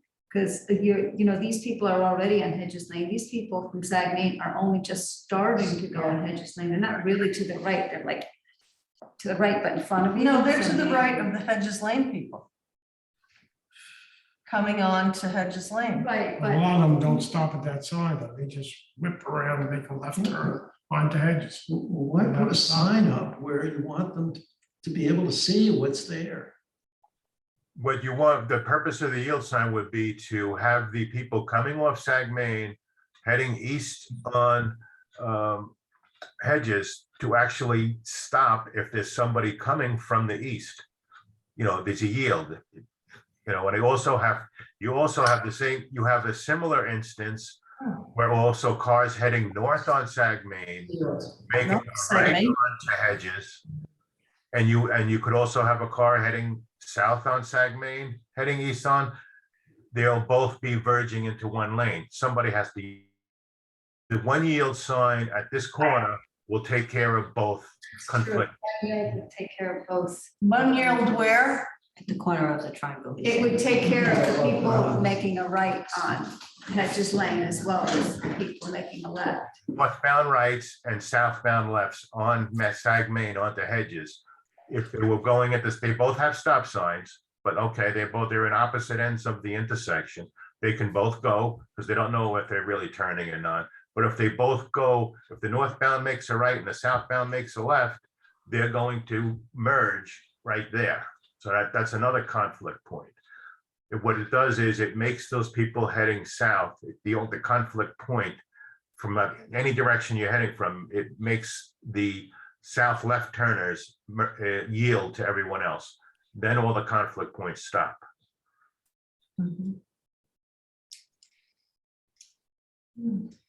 Okay. Then you could decide whether you want to put it in. I mean, it's been working without it. You could see it's at Fairfield Pond. I believe there probably was one here at one time and someone made a plow hit or someone drove over it. But that's my scenario. That's where we stand. And I'll get you those costs for Don, the inspection and the engineering. I mean, we've been doing some of the engineering up to this point. I have the final plan that you'll see is going to be, all in AutoCAD with all our notes on it and details, which I can take a lot from the previous jobs that we did. What is the difference in the bottom lines here between neat and round? What do you need? I think I just added 5% because it's not a final set of plans yet, Don. It's close. Okay, all right, that refers to the type of estimate, not a. Yeah, if I was giving you an estimate for 3 years from now, I'd probably add 30%. But as you get closer, until you define all the elements and get a hot takeoff on everything, I didn't want to run a tight estimate. I mean, I ran a tight estimate to as much as I could at this point. The only thing that may change is a little earthwork here that I got to move some earthwork around, but then I didn't want to spend a lot of time doing that until we pick the width of the road. I don't want to do 2 running estimates and ring up the bill on you. Is Daniels longer than Hedges? Yes, What was Daniels? Do you know offhand? I think it was just under a mil. No, I mean, the distance of the length. road, miles wise. I think with Daniels and Gibson was like 1.7. I don't remember offhand, and this was like 1.2 or something, or maybe 1.3. Something like that. I mean, I can get you those numbers. I just don't have them No, offhand. that's okay. Generalized. So our next job has to be to discuss the width because that allows Jim, that decision allows Jim to finalize the things he needs to do as well as us to fit in the spring calendar, correct? Well, yeah. Can I Does just, anybody remember when we did Bridge Lane? No. Whether we just paved it as it was, or did we widen it to be 24 feet? We just paved it as it was. We had enough width. We had narrowed down the driving lane to add the extra shoulder. But are any of the driving lanes under 10 feet? I don't believe so, Don. I thought they were 11 in my memory. No, I think they I were think they're 10. Well, before we made the Oh, shoulders. before, I'm sorry, okay.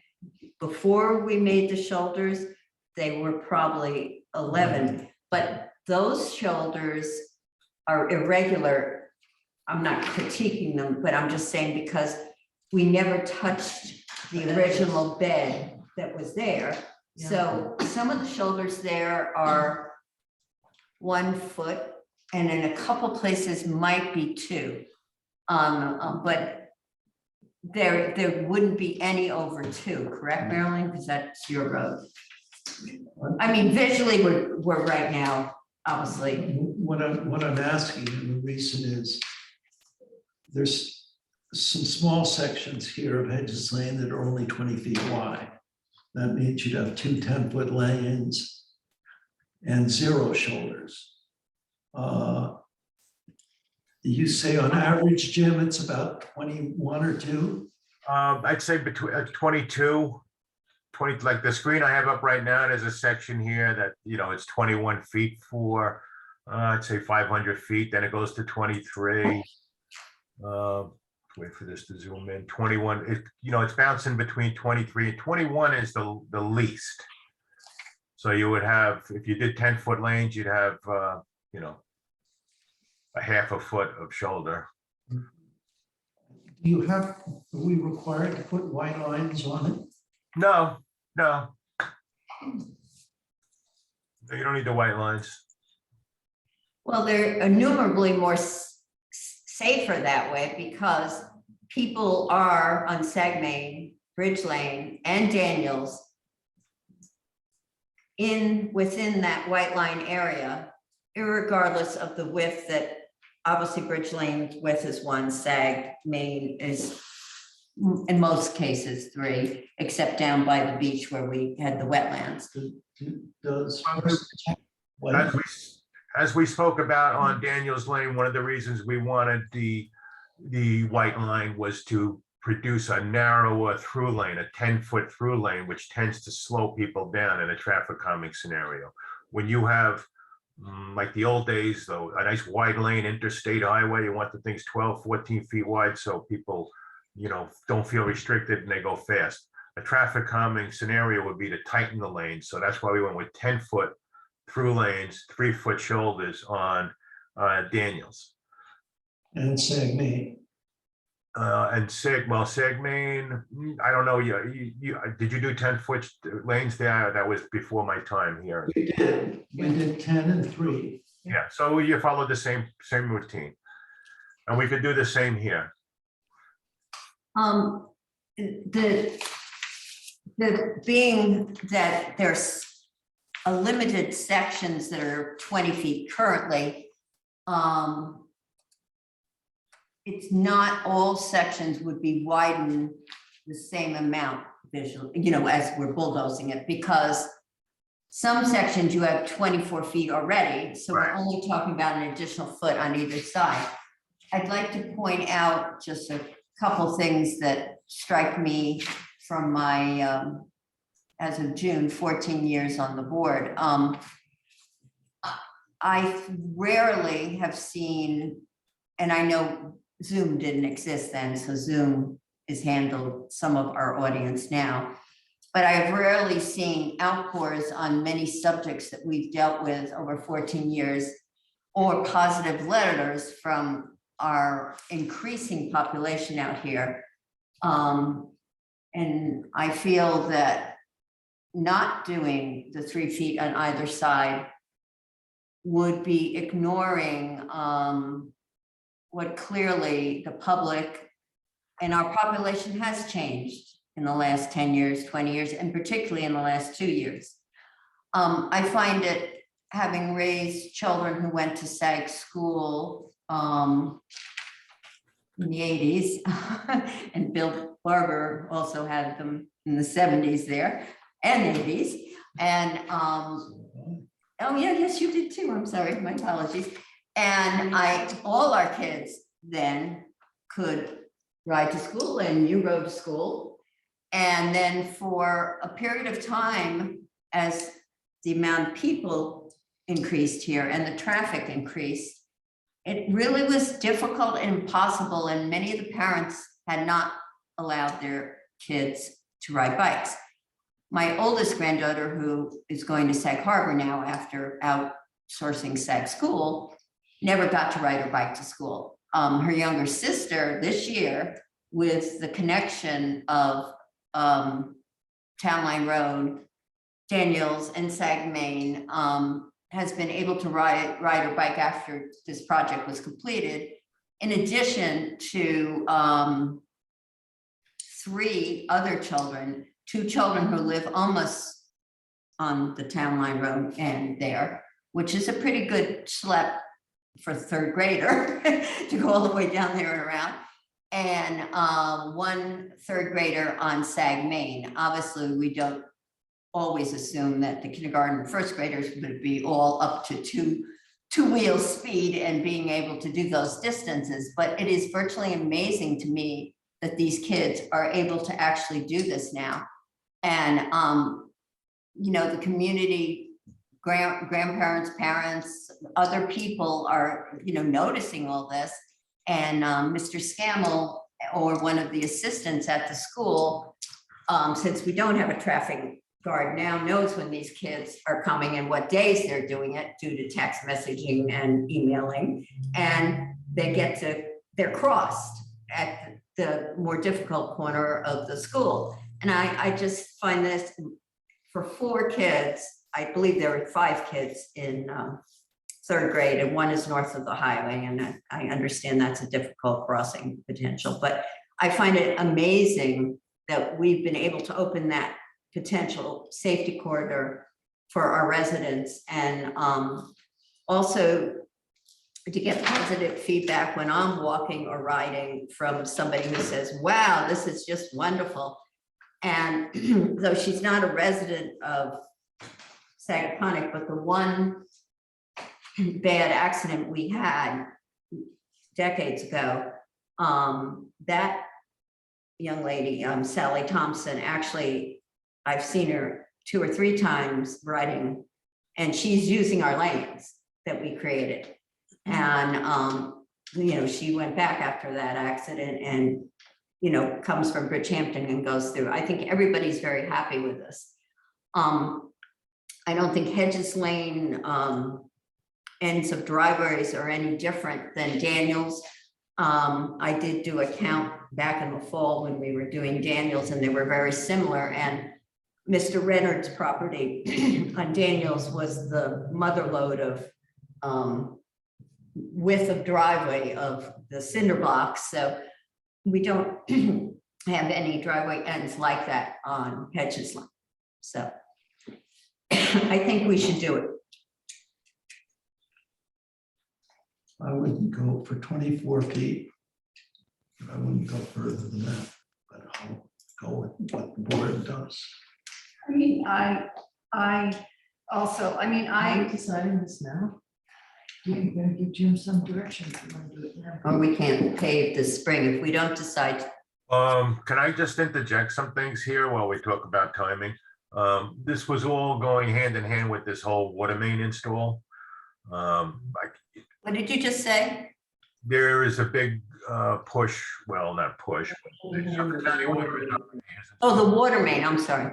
Yeah, and you know, I know you guys don't like your roads chopped up here, but if the whole process I've been putting together was to make sure they get all their stuff in before we pave.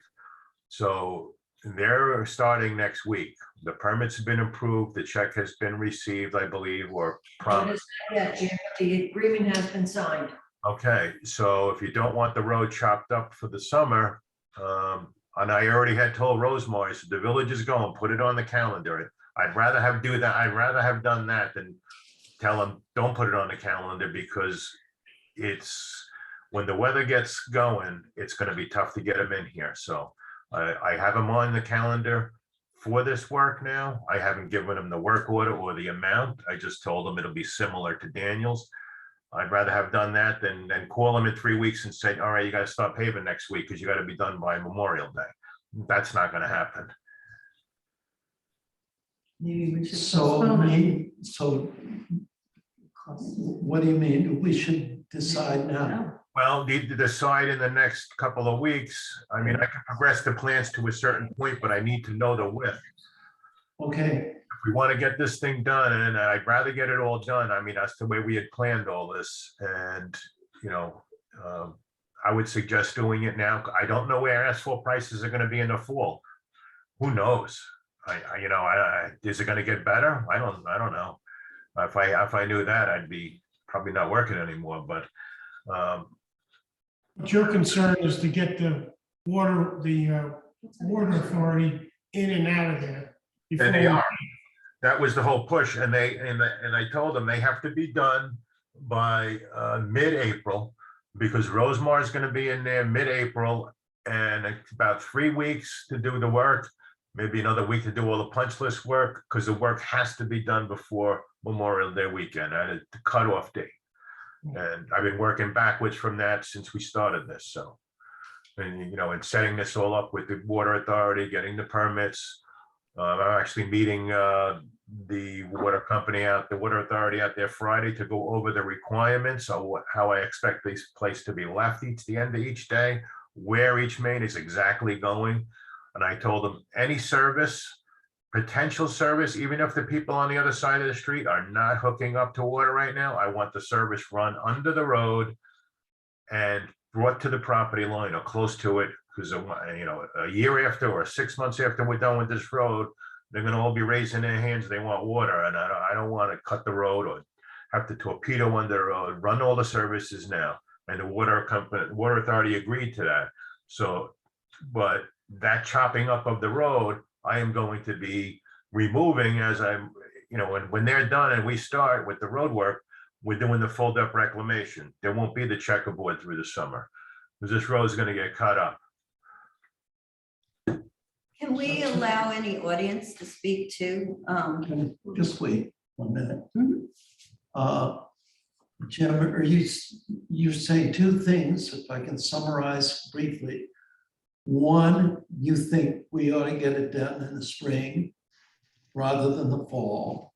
And Yeah. two, if we're gonna do it in the spring, we should make our minds up within the next 2 weeks.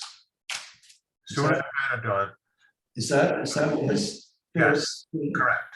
Okay, Now, don't forget last summer, as we were going into the fall, we were actually looking at doing both Hedges and Daniels Gibson at this, you know, in the same work order.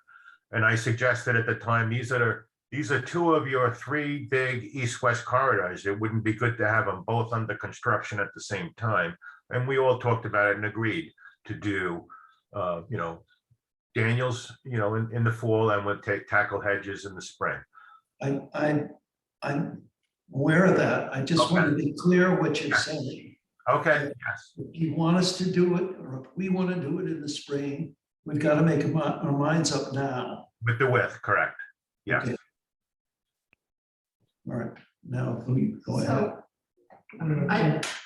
I thought we should let the public speak because we have She wanted to say. Oh, I'm sorry, Mary. Yeah, I wanted to say something. So, I mean, I hear what you're saying, Lisa. I also have read all the letters. I know it's been very popular. There's other things we have to consider besides the rural character of our village that we want to preserve, but there's also the environmental aspect. I mean, asphalt's a petroleum product. It's very toxic. We don't want to cover up our topsoil. We do want the water to, I mean, Jim's done a great job addressing the drainage, but we do want the water to go back into the aquifer instead of evaporating on the pavement. I think I understand about the lines. I mean, I think on Bridge Lane, it's been, it's been convenient to have the 2-foot, width. And, but I can't help. I mean, we have to protect our environment. And a lot of communities are actually making I don't know if a lot, but the people who are environmentally concerned, they're talking about reducing the width of the road. So I just think it has to be part of our conversation. We've got to protect our village. And I see, just as far as a safety issue, our roads are very straight. We don't have curves, we don't have hills, the visibility is great. In general, when people are cycling, the cars move over. I think a wide road invites, I know we did a 10-foot corridor, but it's like Bridge Lane is a raceway. And I don't think it's necessarily safer for kids to be cycling on the road, whether there's a white line or 3 feet or not. So taking everything, and I do hear people, I want everybody to be happy, of course, but I think part of our happiness is keeping our water clean and our village beautiful. So that's part of it. Bill, do you want to say anything? Marilyn touched on something that I hadn't run through my mind at all, is that the fact that making the road wider, we're taking away, good topsoil and good drainage, which will be corrected with our repaving. But we also have a ton of emails, obviously, that we've all read, and they all seem to address the same thing: safety for the bikers and the joggers and pedestrians. And they give a lot of credit to this Harvard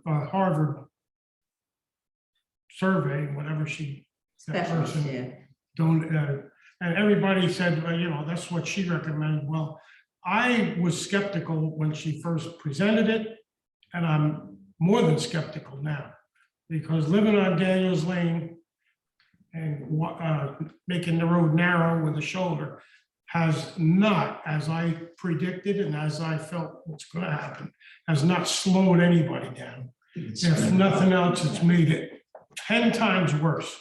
Now, the people that are sending emails, a lot of them, no offense to them, but they're here on the weekend and they do see the cars. Oh, it's very nice, the kids can bike and stuff.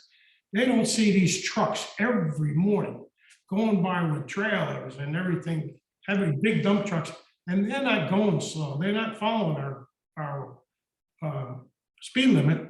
They are flying because they got room to get by, even if they have to cross over the double yellow line. So I'm against widening it. I understand it's important to have some kind of a shoulder, but in all fairness too, I also understand if there's 2 bikers or 3 bikers on Daniels Lane, they are riding abreast. Nobody follows the leader and follows along and stays on the line. So you can make a 10-foot shoulder. They're going to be a lot safer, but not that much difference as far as their bicycle knowledge and safety. They're going to ride abreast or 3 abreast, no matter how big the shoulder. So I'm in favor of a shoulder. I think it's very important. But I'm more in favor of having this drainage taken care of, the surface taken care of, and have some kind of a shoulder that people can get by without getting hit by a car. But I don't buy this traffic softening by narrowing the travel lane. Well, I think during COVID, and we just we were informed this was true. Our traffic stops got less because the police officers were not interacting, going up and talking to people in the cars and Right. stuff. And so that's something that can be, speeding, I think, has increased, not just here, but when I walk in East Hampton and Waynesville and other places, because particularly the full first year of COVID, people were not being stopped. And I also think there's a certain amount of frustration for our population of workers who don't live here anymore and are spending a lot of time on the road getting to and from work. Oh, yeah. And I'm not sure Sagaponic can solve that problem particularly, but I do feel now that we have our police force back more in a regular situation, that we could possibly solve some of the speeding problems. Because Yeah, we definitely. I need think more. COVID made speeding a lot worse. And the commuter hour, quite truthfully, every year gets worse. And the commuter hour doesn't mean that it's people that even know that they just blew through SAG. They're just going on their GPS as ways of getting around things. Yeah. And narrow lane has its own commuting hour. Yeah. Through, and they blow through there just as bad as Parsonage, Hedges, and Daniels. Right. And Bridge Lane to get over. And I'm sure if we were residents, Halls Lane out to get back to Montauk Highway, crossing Ocean Road, that corner there, which is a nightmare to do left and then a right again. They're blowing around there. But that's a police issue that I think we maybe should address along the way, because I think Joy was the one, I forgot what town it was it Quogue that you don't speed in? Yeah, definitely. You don't speed in Quogue. Well, wouldn't it be nice to Because like you'd like to someday be able have to that say, you don't representation. speed in Sagaponic, because we want our residents to use the safe sections on the side of the road and enjoy their community. Right. And I think we could achieve with some organizing, the speeding problem could be controlled, because I'm not obviously a police background, an educator background, but obviously Quogue did, so what did they do? We can find out, They don't, but they're totally different. They're not, they don't have through traffic going there. Yeah. And they have their own, police force. One, they have their own police force. Two, they're not used as a bypass. but I would like to see, the tick. if it's possible, maybe Jim has access to that with the police department. I would like to see a car counter on Daniels and Hedges. And to see, the strips they put across, and count to see just how many people are, people are hitting Daniels Lane constantly now, and I'm not sure how much Hedges is traffic super is busy on. too. It is, yeah. Yeah, I don't know about Parsonage during the commuter hour, and I do know narrow lane is Yeah, a narrowly. real blow through. Parsonage used to be the busiest. Karen, how do you feel on this? Hedges, I think, has the highest. It's the biggest shortcut. On my viewings out there, and like even when you're popping some directions out east going ways, sometimes it tells you to take Hedges. That whole waiting programs. I just wanted to, Jim, just a minute, I can- Carrie, I can hear him. speak. I wanted to know, how wide is the road now? Driving lane, It driving varies. lane, Jim. It's on the survey. From 10 to 12? No, No, the the driving total pavement. width, 20 to 23, you said? 24 to 20. well, actually, if you look at the plan, Rhodey had given you a plan a few times. They're in red, the actually width of the road. It's 24, 24, it's all over the place.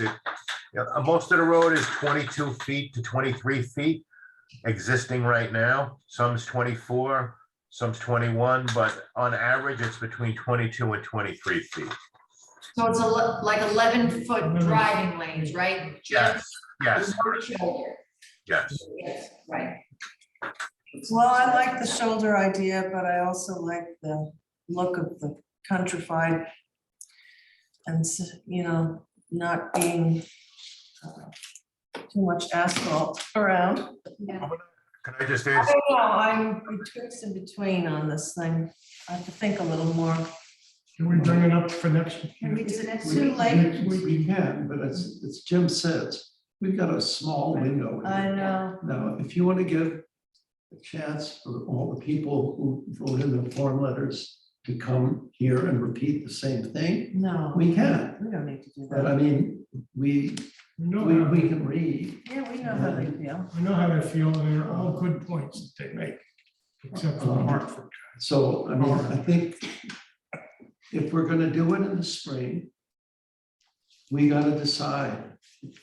In 2 weeks, we gotta give Jim some marching orders. But you only have one meeting between Yeah, now so we can, and yeah, next we can. Wednesday. So. Well, you can vote and I'll abstain for the No, no, no. moment. You okay if I speak before the vote? Bill, do you want to say something? Yeah, I was on the town's bike committee for years. And for years, we were trying to get what we're talking about here done in the town.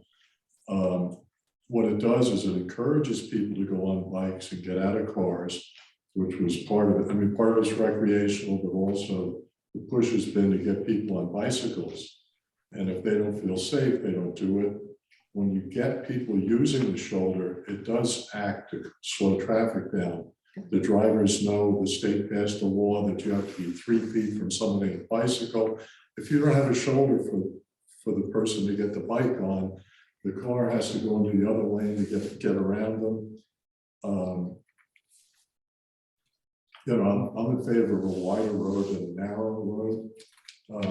Let's see, the Bill, did you oppose a bicycle path on narrow lane? what they wanted to do was take my land. It wasn't going to be on the public right of way. I'd like to see narrow lane widened as much as possible, because I bike now just around my block because I'm afraid to come south of the highway. And I do it midday when there's less traffic. But this is a once in 20-year thing, an opportunity to regularize the road, get somewhere so you can put a white line on it. I know statistically, they say that when you narrow the lane to 10 feet, when they do, you know, actual counts and speed counts, they say it slows it. I don't remember the percentage, maybe Jim might know, but it does slow people. They even though they do speed, it does slow them down. So I think if you get more people out there, all those people on the edge of the road too wide will definitely slow down trucks running through. I think it's. And I know there's some police What? now, some police monitoring them. Yeah, get them out there and I mean,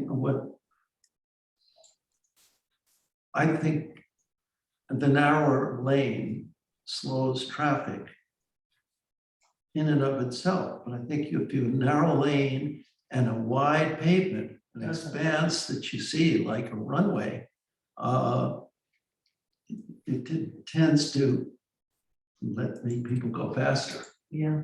I think just it's the visual. yeah. So I don't know whether that cancels each other out.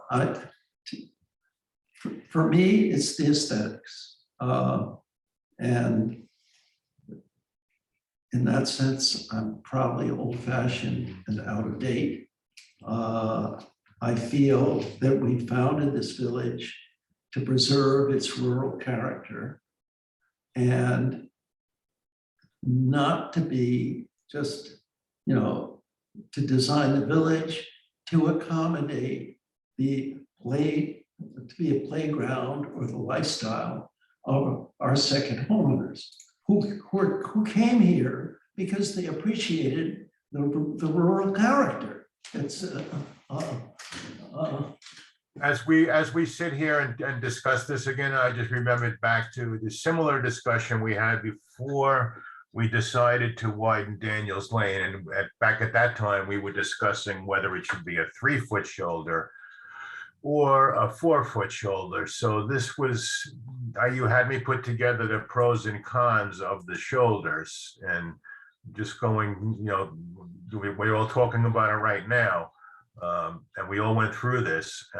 So, I just wanted to, you have ammunition there already that you could look over already, from the Daniels Gibson, the advantages of the shoulder, because I think we're just rehashing the same discussion that we had. we are, Jim, but the point is, I think when we did ultimately vote to do 3-foot shoulders, there was some reluctance on this board to approve that, particularly to my left.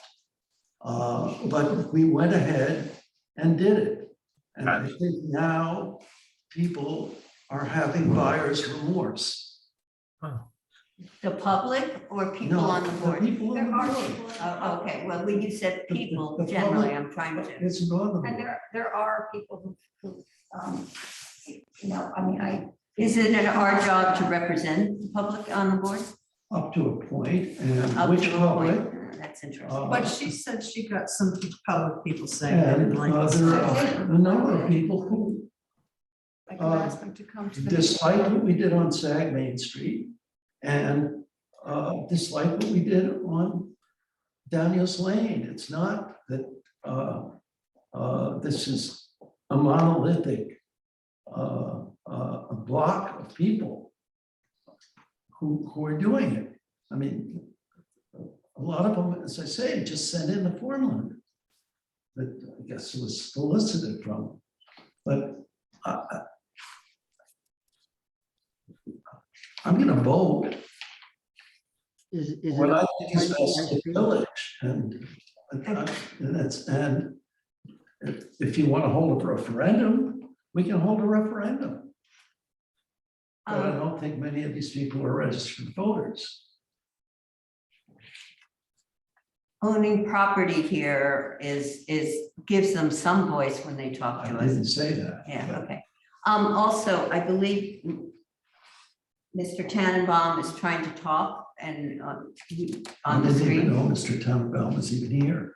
I told in the Oh. beginning of the meeting, but he is here. I've heard Mr. Tannenbaum, but if I'm, but I'll listen again. So Jeff, do you want to talk? That would be wonderful, thank you. So I want to say, look, this is not an easy thing. I've listened Kevin, to. I'm sorry, can you just identify yourself for the record? Yes, my name is Jeffrey Tannenbaum and I own property on Daniels Lane. And I'm sorry, Jeff. Jim, could you take your share off so the board can see him? There you go, thank you. Like, Sorry, Jeff, go ahead. You came back, you have a head now. thank you, thanks. I appreciate this and appreciate being part of the dialogue and all the hard work everybody does.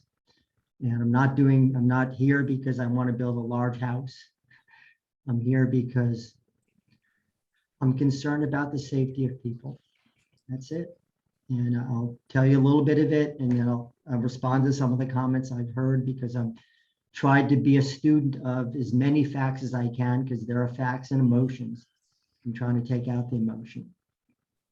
So as many of you know, this kind of kicked off 9 years ago when a neighbor of mine's niece got killed in East Hampton. And my wife and I showed up in Sagaponic and said, I think we should have shoulders. And we got busy with the blessing of the trustees. And we had, I think, 250 people, some of whom are voters, some of whom aren't. I'm sure the majority are not voters, who supported this, and their names and addresses are all in the report that we gave you 4 or 5 years ago. This is a volunteer thing for me. So Don, yes, I helped solicit some of those letters that came out. but they're heartfelt feelings. So what I'd say about the history is that things have changed. Cars are bigger, they're more frequent. Hedges is a very highly trafficked cut through, and it's dangerous. I don't live on hedges, but the last thing I want to read about or hear about is some walker or biker or some kid got hit by a car. And as it was said earlier, this is a once in 20-year opportunity. And by the way, I love Sagaponic. Our family loves it. And we probably have 300 or 400 feet of frontage on Daniels Lane. You know, it's the real characters why we're here. So that's sort of on the history. Now, if I move to the next point, kind of the reality.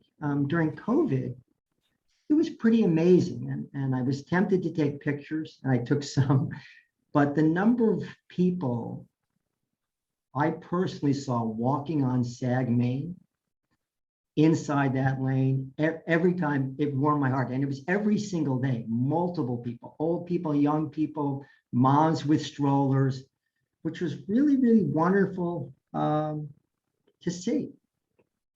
And then, you know, when we go to fact-based, because I'm a detective, my day job is I'm a detective, I do fact-based decision-making.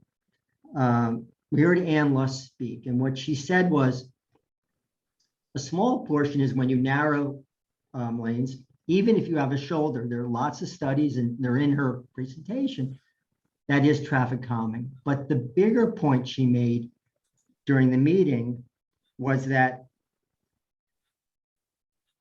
shoulders protect pedestrians who think they can be seen, but they're not. And this is one of her bullets. And she went on to say that vehicles are now designed to help the drivers be safe, but they can't see the pedestrians. And again, this is cited in her reports and in the studies, and you feel it. So, you know, Bill, your point of, you know, cars going fast down Daniels, it's horrible, and you're right. And, you know, the service vehicles that are carrying the lawn cars, you don't see us, right? And so, again, I come back to fact-based decision-making. 7 months ago, Jim, you mentioned the New York State guidelines of, 4 feet. And that was the recommendation. And then in the minutes, all of you actually approved a 4-foot shoulder, not 3 foot. Read the minutes, 4-foot shoulder on Daniels and Hedges. So I'm just repeating that, we won't have this opportunity 20 years from now. It was wonderful seeing people during COVID. There's a lot more people that are living full-time or 6 months a year, 9 months a year out there. It's heartwarming. Elliot, Lisa's son-in-law, called me and said, Jeff, you won't believe this. My kids and their friends are biking to school now. That's amazing. And that's a lower carbon footprint when people are walking and biking. And yes, there is additional asphalt. So you have that. I just look at this and say, I've worked on this not because I have a personal selfish benefit. I view it as a community benefit and truly want the beauty to remain. But I also look at this as, this reminds me when I was a little kid, my mom would throw us all in our station wagons, in the station wagon. And we didn't put our seatbelts on. There were no seatbelts. And now I think we'd all say, well, you get in your car, put on your darn seatbelt. And I think it's the same here. I think on highly trafficked roads, having a white line is necessary. And I think you've done it in a few instances, and I can't say how strong I think you should do it here. I can say, I think you know how I feel. And I'm happy to answer any questions you have because I've studied this for 9 years. And I've studied accident reports. I've looked at the studies. So it's not based on emotion. This is based on research the New York State does, the Harvard School of Public Health does, and it's in your hands. So I plead to all of you to think about that, and I would encourage you to vote today. And hopefully, the majority of you vote for this, because I think we'll all look back in 5 or 10 years and we won't regret this. Can I just add one thing? We are adding a bigger footprint of asphalt, but we're not diminishing the replenishment of the groundwater. The same amount of water that is falling is still going to make it into, these grass areas and the leaching basins and leach back into the groundwater. Yes, we're adding a little bit more pavement, but it's not going to reduce the infiltration of stormwater into the groundwater. Can we make the driving lanes 10 and 10 and the sides 2 and 2? And that way you don't have to go past the maximum 24, but where it's 20, you'll have to cut into, I would be perfectly happy to do that, but is that enough? So you're saying you'd be happy to widen the sections that aren't 24 up to 24, but not past 24? Yeah. Is that what you said and you said? Okay, I'm just trying to. And that would make 10 feet for each driving lane and then 2 and 2. And is that what Bridge Lane is? that's what most of Bridge Lane is. There are certain portions where it's narrower, and there are a couple of small portions where it's a little wider. Well, I mean, I would definitely compromise with that. So Something like that, we think has to do better job in, and I brought this up on Bridge Lane, Keeping the edge. keeping the edge, and Bill's talk about it, he's in charge of roads. We have to clean up our edges because they eventually just become grass clippings and. So if that's the case, then that would be something that would have to go into the budget, because the highway department is not going to do Yeah. it. We're lucky I can get them out here to do Well, we have. the emergency stuff. No, I understand that. We have some corners, my neighbor on Crestview, son, during the pandemic, was hit by a, what do you call it, a mirror on a car going around the corner from Sagmain onto Bridge Lane. And he was okay. He got thrown down, but he didn't, break anything or anything. But initially, there are corners and spots that we have, even though the white lines are there, the overgrowth has just become impossible to traverse in the lanes. And the same thing goes with the wonderful job we did on the bridge. We need to, if something like 24 feet became a possible compromise, we have to keep those lanes usable, edged and clean, because there's no point in having something that you can't use. I agree. And like I noticed on Daniel's Lane, which I go down every day, in the bike lane, there's, because of the trucks going off, it's so full of sand and dirt, and which is actually dangerous for bicycles. Is there like maybe what we would save on not widening the road if there could be a designated, I don't know if this is, I haven't done this before. but Street sweeper? Yeah. Well, that's what I don't know. was, Jim, would a street sweeper accomplish that, keeping the edges clear? Yeah, because Other than every 5 years? well, yeah, if you wouldn't be able to sweep it once a year. You'd have to have a constant sweeping. So any grass that would start to, merge onto over the pavement would be stopped. I don't think you have the problem all over, because in front of the residences take care of that and edge it. I think it's in your farm areas where you have just people driving all over the place, But it's so much dirt, it's. creating havoc. can I ask a few questions? So Jim, what is the minimum width you would recommend for a a rural street like Hedges. Ignoring shoulders. Driving lane, you're talking, right, Jeff? Driving lane, if you were just having driving lanes with no shoulders, they'd What would probably, be the minimum? Yeah. yeah, 11 foot. I would go 11s. If there was no need for use of bicyclists or mothers pushing carriages or anything, just So it's not, vehicle use would be 11s. 10, because you're not restricting trucking. You have to remember, you do have trucks on these roads. And a 10-foot lane is very narrow for a truck. And a lot of your landscapers here have those landscape trailers, which are like 9.5 feet wide. So. got it. I was asking that because I was hoping there was a solution to this issue. So as you've seen, 5 foot is the best practice. 4 feet's what you approved last year. It's what New York State recommends. 3 feet is what you've done on Daniels and Sagmain. 2 feet, I think, is really dangerous. I'm just being frank. And I was hoping Jim was going to say that you could do 18 feet of road if you don't want to make it bigger, but that's not the case. So I think you go anything short of 3 feet on each side, it's a formula for disaster, for people getting hit, for bikers getting hit, walkers getting hit.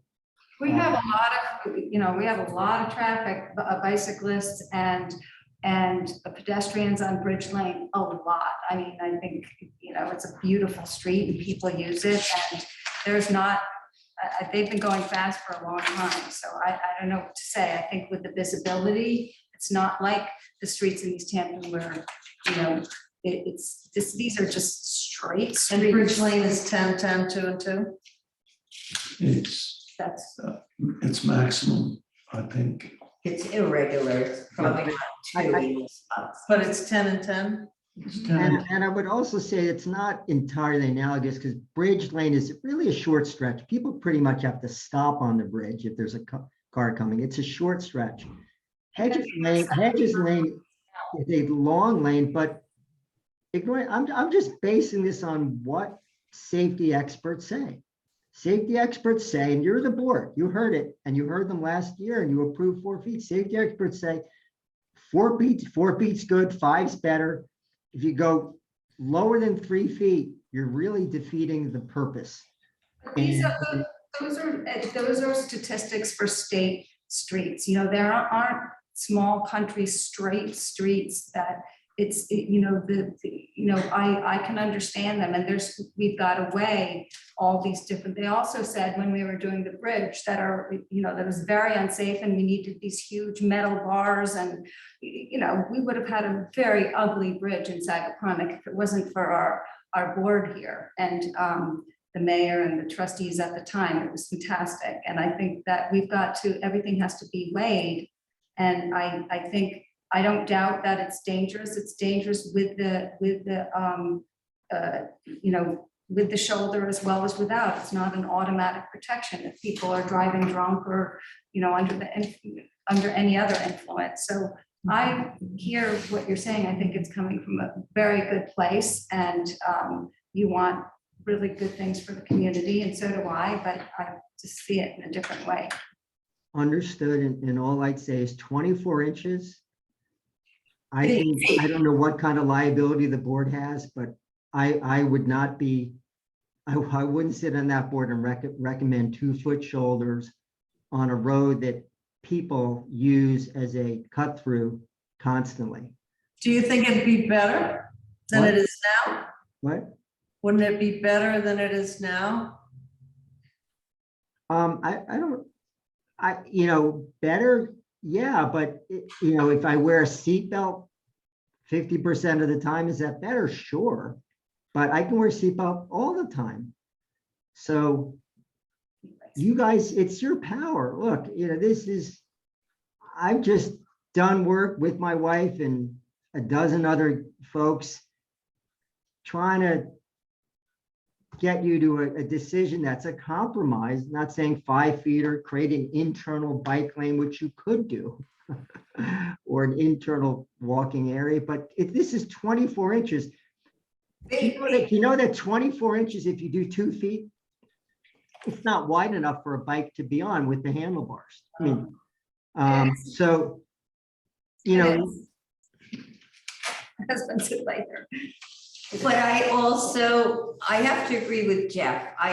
We had trouble at Daniels Lane because we didn't do the survey. So under Jim's recommendation, we were able to do the survey and actually know what we were dealing with on the roadbed, which was really important, you know, where the poles were and a variety of other things that whatever, culverts and pipes and whatever. So we did the correct thing for Hedges Lane. And I feel that speeding is something we can deal with, but 20 years of having a road without the 3-foot shoulder just kind of blows my mind away. I just, having been on the board the 9 years since Jeff's group came forward, and like I said before, rarely do we have community members, whether they're part-time residents and own property or whether they're people who are year-round residents, come forward with requests and to look at it. And I understand our responsibility, and I think we've done an incredible job preserving historic buildings and getting land preserved and fixing the bridge and all that. But this just kind of throws my mind that we would ignore this, because as much as I do ride Bridge Lane and the other roads, I find that it is more comfortable and relaxing. I'm not pushing a stroller, and I couldn't imagine doing that in 2 feet, you know, and some of the other things that go on. I also feel that people are using them, and I just think it's one of the few things we've done to give back to people, to get them out of their cars and get them out in the air. And I always thought that was the beauty of Sagaponic, was the ability to be outside and enjoy the land and the environment. And I just think that it's very important to do the 3 feet. And, you know, that's obviously where I'm at. I just see what the positive things that came out of it. I think the speeding problem can be dealt with and should be dealt with probably, without question, you know? What's the difference in price between the 2 feet? The rounded number for the existing width is 855,000. For the 26-foot wide width, it's 922,000. So if we did 24 feet, it would be somewhere in between. Yes. But between those two figures, without me using a calculator, we're talking between $65,000 and $67,000. So what we're talking about is the 2 feet. Let me divide that in half, okay? We're talking about a $30,000 difference in costs over the potential of 20 years of people recreationally using the beautiful roads and scenic views in Sagaponic. I think we would rarely be discussing I'm coming up blank with a dead-end court road off Hedges that we would be putting a lane in. We're talking about our main roads. No, but I mean, we would be rarely discussing this again. We're talking about mostly our main thoroughfares, which people traverse. When people go for a walk, they don't go down Old Barn Lane and end at that time, you know what I mean? And you tend to do a longer walk or a bike ride. And I think we would not probably be recommending very frequently again as we go through the paving over the next 10 years, all the roads that need to be done because they're dead ends and they're tiny little cul-de-sacs, you know? And oddly enough, some of those cul-de-sacs that have the big loops on the end are like Mansfield Lane off of Fairfield is wider than Fairfield Lane is. So, but I think this is a rare, I know it's a long road, but it's one of the rare times that we could change the recreational use of Sagaponic in the next 20 years. I don't assume that 20 years from now, many of us, and I'll include myself in that, would be traversing. Yeah, getting on a bike, thanks.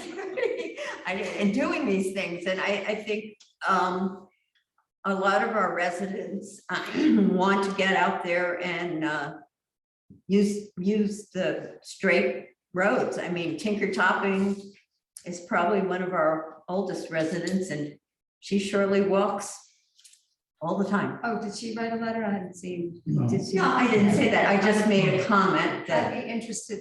Tinker walks more than anybody. I'd be very interested. Yeah, to no, hear she what does thinks. walks more than a lot. I haven't seen her lately. Oh dear. She was out today. So Bill walked with her today, probably when Bill walked the door. But Lisa, I don't think we're talking about a question of money. I mean, I don't think we. No, I choose just one or wanted the to know other what the because of difference was. the Doesn't matter to me. cost. All right, well, I was somewhat answering Carrie that I didn't think in the long term the money made a difference. I probably wasn't clear enough. Well, that amount doesn't, but if he had said a different amount, it would may have. So the average baby stroller is 24 to 26 inches. But I think look, this is a 20-year decision. And you know, if it was an annual decision, you know, it is a 20-year decision. You have an amazing opportunity now. And I love the beauty. As I said, and I'm sure all the people that have rode and love the beauty, everybody is in Sagaponic for the beauty. I think it's going to be a lot safer, and I think the board will have led with some vision. Okay, does anybody else have anything to say? Then what do you want to do? How about 10, 10, 2.5, 2.5?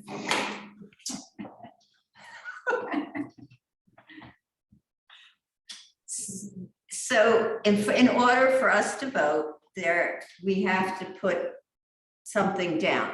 We could do a straw poll to start to see the width that each person wanted. So because you can't just randomly throw something down if you have no idea where you're going.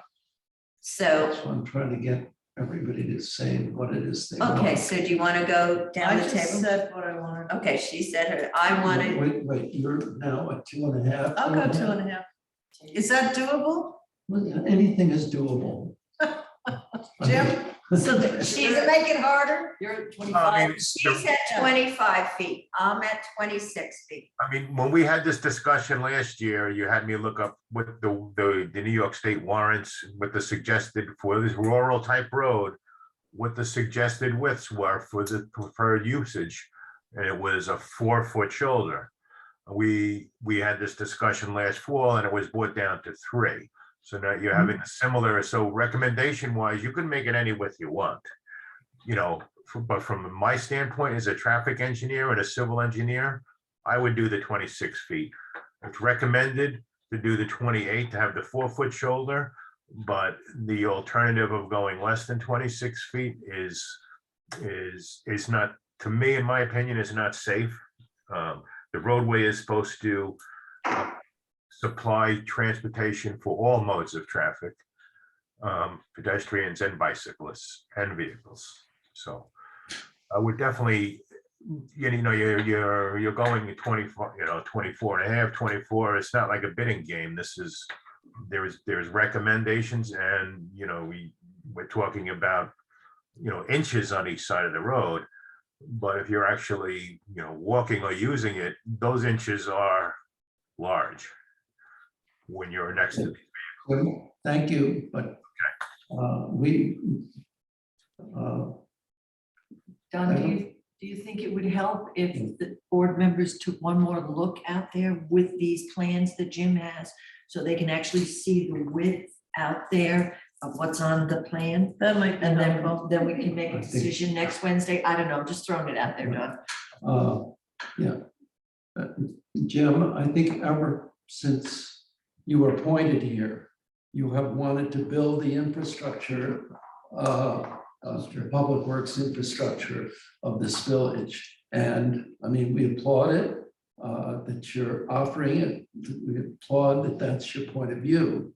But I think you also, in the process, have shown a great insensitivity to, what we value. So, Understood. I understand where your values are, Don, but as me, as your village engineer, as for highways, I have to let you know what is recommended. it's your highway engineer, not our highway superintendent. Correct. Thank you. Yeah.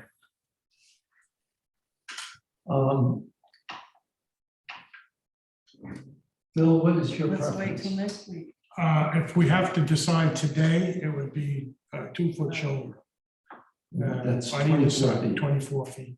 And and for for other reasons too, but one of the main reasons is this is a country road.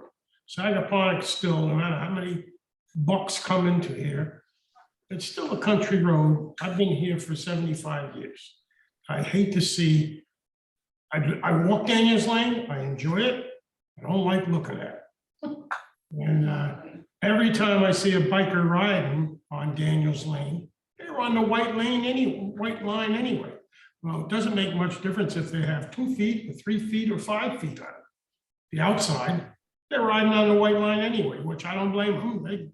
They're riding a lot more than I ever would. But if we had to vote today, I would vote for a 2-foot shoulder on either side. Well, we don't have to vote today, but we're gonna have to vote on either today or next Wednesday. I would prefer to table it until next week. I would too. Okay. But I think Lisa said we should have like a straw vote. Yeah, If you were going to vote today, what would your vote be? My vote would be 24 feet with a 2-foot shoulder. Lisa, you're the 26. 26. Carrie, you're 25 feet. Sure. I like Okay. even numbers though, so I could go either I way. would suggest, again, everybody, it's easy for me to say because I live on Hedges Lane. You didn't say, Don. Up to go there and take a look. If you do want, go with Jim's map and see. The road widths are marked, the pavement widths are marked there. So, I mean, it's pretty easy to visualize. You know, look at the pavement in one place and say, you want 6 feet more asphalt around it, or do you want 4 feet? Or whatever it is, some it's 24 already. And we'll vote on it next week. Did And you say anybody who 24? wants to be heard can come here and be heard. But did you say I 24? didn't say anything. Thank you. I'm asking you, are you going to commit in this straw poll an answer, or you'd rather not to next week? I would like to ruminate on what's been said, but at the moment, I am for 24 feet. I'm a walker, I'm not a bicyclist. I don't feel safe on any of the roads. That's why I can jump under the bird.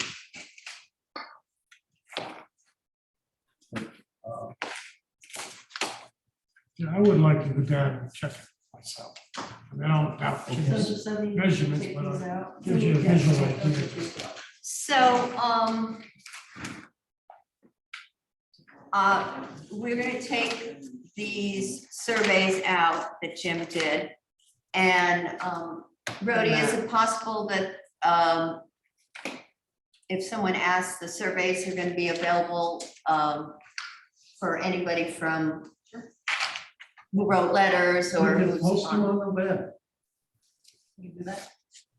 I can email to all the ones that emailed to me, or they can come in here and I'll make a copy. Right. But when you put them on the web, I can do that. I think I can do it, Don. Sometimes I can get things done, sometimes I can't, but I'll have Abby put them I mean, I'm on. not sure in terms of what decision is made on the width, the surveys are very meaningful. But do you think they're important? Well, no, I'm trying, obviously, some people look at some things one way. Someone who couldn't get out and walk it this week because they're not actually here or wherever. Obviously, these surveys clearly list the differences. You know, one thing I would like to just quickly, the length of Hedges Lane, most of it appeared to be above 21 feet. So I'd like to measure it the opposite way and see, maybe we're not talking about, maybe we're talking about only a third of the road needs widening. Yeah, that's what I'd like to. And I don't think seeing this, no offense, on a Zoom screen as well as, you know, on one of the, sometimes you can't compute that information quickly. Yeah, I agree. That's- And I would also probably do it with a calculator and break it down into sections. But I'd be suspicious by looking quickly that at least 50% of the road is very close to only needing a foot on either side. And a foot on either side is a little over our notebook width, you know? So we're not talking about a lot here to get to 26 feet in some of the sections. And if it's only a third of the road that we're arguing about, I would really like to make a good stab on trying to get it. There's nothing, Jim, there's only a very small section that is actually 24 feet, is that correct?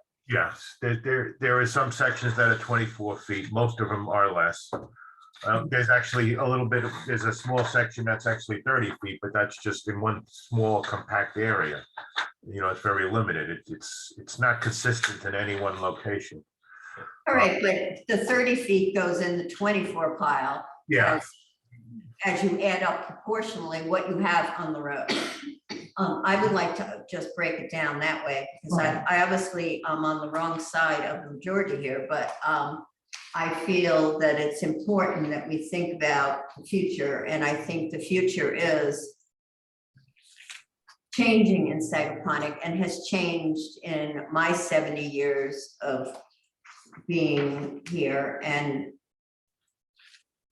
not always being here all the time, but my year-round years of being here are over a half a century and by far. So initially, I think that it's important to think about the future, because that's another part of our job. And people with strollers are our future. They have the children, and obviously my background was in the child area, and it really worries me that children would be in a pedestrian / bike lane, or whatever we want to call it, that isn't adequate. And obviously I see it one way. So I guess we'll put it back on the agenda next week.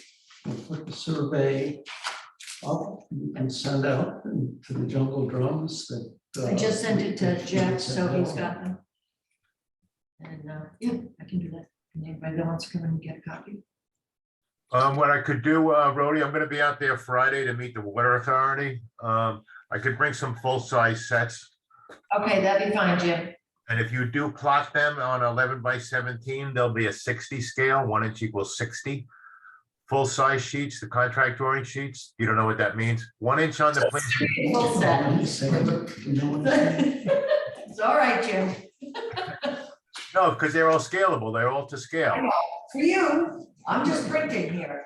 Well, a full site for Rhodey to be able to tell a resident or homeowner in Sagaponic that a full site set is available to be looked at.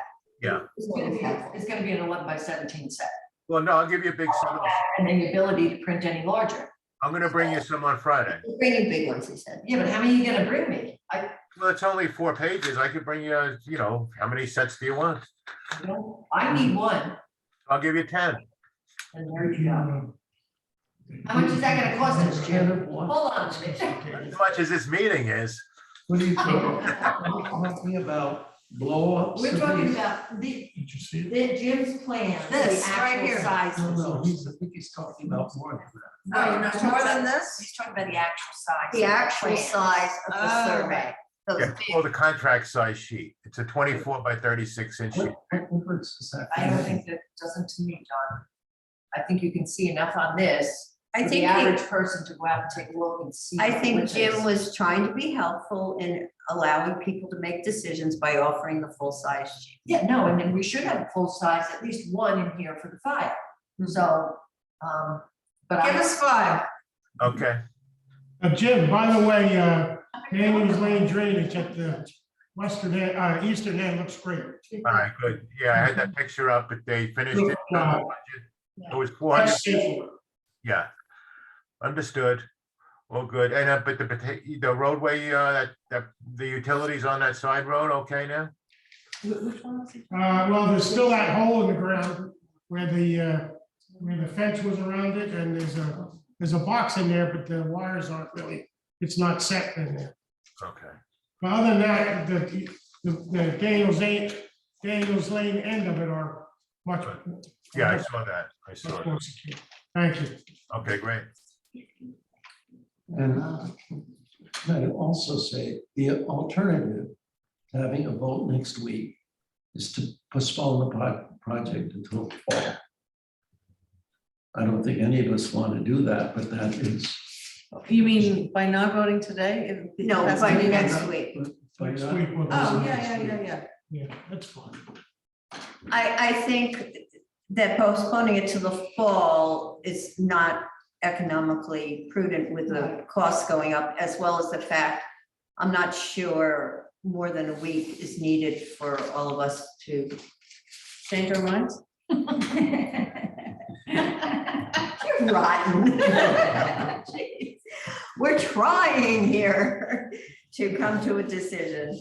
And I hope that next week, some of our constituents in the community are interested in speaking up on their thoughts. So, I hope so, but send them to the office. Don't put them on Don't send email. it to Don, he doesn't want those emails. you don't want the No, I don't emails. want I'll read them here. Sir, Don, be relieved. I'm on vacation next week. Well, so am I. So I want to wish everybody a great week.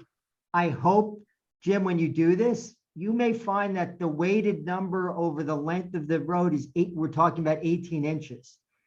I don't know what the answer will be, but I just hope that you come to an answer that I feel is going to be a safe one for the next 20 years. And again, thank you all for the hard work. I don't think you're going to get many emails over the next week. And I just hope you make a great decision that you feel really, really good about. Taking in all the facts. That's all you can do as public servants. So thank you for your time. Thank you, Jeff. And thank you for caring to be involved with your village. Thanks all. Well, Thank trying. you. Bye all. Okay, Bye, Jeff. let's move on to And Don, Jim, I believe you're finished with Jim Peterman? Jim. Do you have anything else you want to say? Look, thank you for getting us the survey. It makes us feel that we're going into this thing not quite as blindly as we barged into the other one. Yeah. And the one thing that we don't know, how many driveways are gonna have to be repaired if we widen the road to 26 feet. No, but the issue with the Belgian block driveways, like we did on Daniels, we actually just cut them and put them back and had the people fix them. We didn't go fixing them, so. Now, Mrs. Sherman, No, but that was an issue because I didn't have grades done. Now I have the grades. So now I can go in and fix them if I need to, but I need to know the width. You know, it's a different ballgame if I'm just going with the existing width. I don't have to touch any of the driveways. If I have to widen the road, I have to do something with the driveways, cut them and look at the grades. Now I have the grades. I mean, I think we widened certain portions of parsonage just because it was convenient. And we didn't do any remediation. Yeah, and I'm not worried about it. Yeah, it's not gonna be a great course because there's not a lot of driveways that are Belgian block, so Right. it shouldn't influence your decision. All right, thank you very much. Okay, you're welcome. Have a good day. Thank you.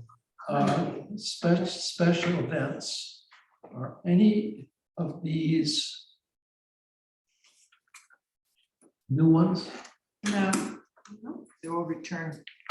They love us. Yeah. All right. Carrie? Yeah, so Let you carry the Yeah. water on this? Yeah, Sea Tree is the 5K run and it's Sunday, September 25th. It runs from 6 a, well, I don't know what time it runs from, but 6 a.m. to 12 p.m. is the time frame they're giving. And there's no tents involved. There's about 125 people that would attend the event, tend to put it on. Number of vehicles, 40. I guess this is going to be at Sag Main Beach, starting and ending.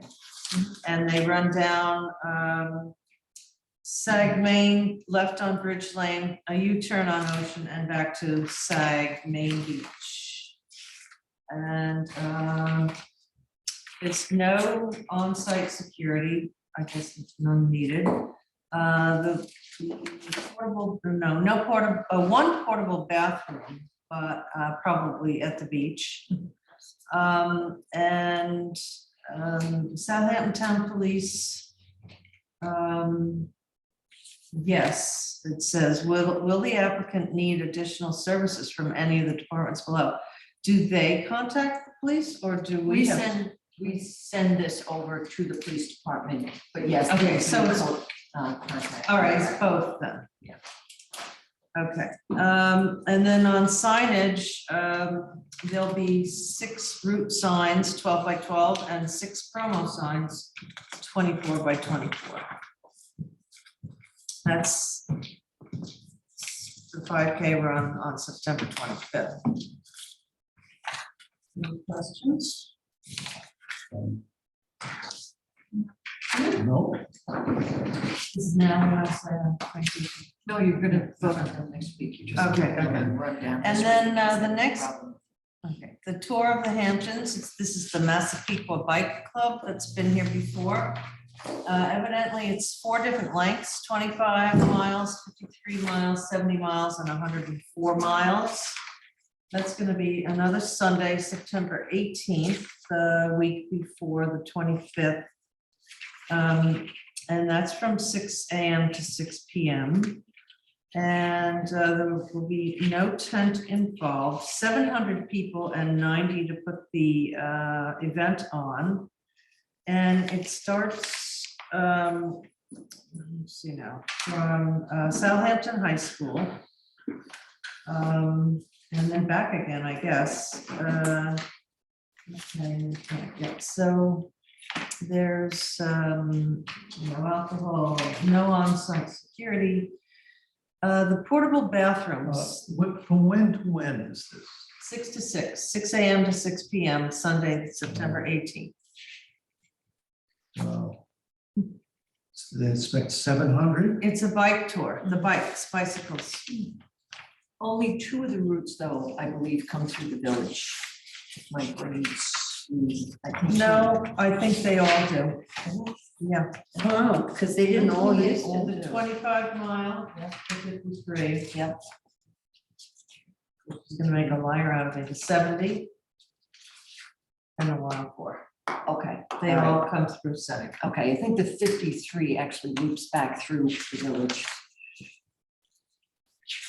I think it loops the left back into the village. on And these are the Parsons. people we have to remind not to spray paint the road. Seems to me that's, yeah, does that say hedges there? Is that what I'm looking at? Hedges to Saguenay, yeah. So it goes into the village. That's the short roof is the only one that comes back through. All the rest of them just go. Go through. Yeah. So the 225 and 53 does that. Ridge Lane, Sag Main, Cemetery, Gibson, Daniel, Town Line, Hedges, And then what out? via Sag Road. Main and Sag Road. And I think that's the same in 53, is that the next? Yeah, Yeah, so- so those two loop that way. Which were you talking about, the wine ride or the? No, Massapequa? the Tour of the Hamptons, Massapequa bike ride. There are 4 lengths, 2 shorter ones do a circle in Sag, and the 2 longer ones drive through Sag. Okay, I'll No, no. spell it out for The you. 2 longer The ones. 2 shorter ones go Bridge Lane, Sag Main Street. Go round trip inside. Yes, The 2 short Cemetery ones. Lane, Right. Gibson, The 2 longer ones. go through. All they do is go Bridge Lane, Sag Main, Cemetery, Gibson, Daniels, and Town Line, and then they go on to the next. Wayne Street. Right, and then they come back. No, not through the They village. don't. No, they come- terminate They somewhere. go Go through, Scuttle Hole. they go through Scuttle Hole, they go through Sag Harbor. I Oh, think. okay. Okay, fine. This Um, one, So, hold on, I'm not done with that one yet. Yeah, there are 3 porta potties. Oh, but none are in Sag. Okay, never mind. That doesn't matter. Southampton High School, Bridgehampton National Bank, and the Amagansett Fire Department are where they are going to be. Okay, and then, the 5th annual bike, a ride and wine is on for Saturday, October 1st, with a rain date of October 2nd. That's how I feel. From 8 AM to 12 PM. I guess that means midnight, or does it mean noon? That's noon, No, 12 PM noon. is noon. 12 PM is noon. That's 12 AM is. Oh, you're right. And it's their 5th annual ride and wine, and it benefits iTry. And by the way, the other ones, Tour of the Hamptons, only said that it benefited, and well, I think it's something else. Is that the heart people? No. Who's on the first page? Who's the beneficiary? Right there. Oh, see attached charities. Yeah, I didn't see any attached charities, so I don't know who they benefit. I'll get that for you. The 2 and 5. Okay, so the 5th annual ride and wine, like I said, Saturday 10/1 and the rain date Sunday 10/2, 8 to noon. And this is no tent, it various streets in Sagaponic. Bridge Lane, Sag Main, Cemetery Lane, Gibson Lane, Daniels Lane, and Town Line. That's for the 33-mile.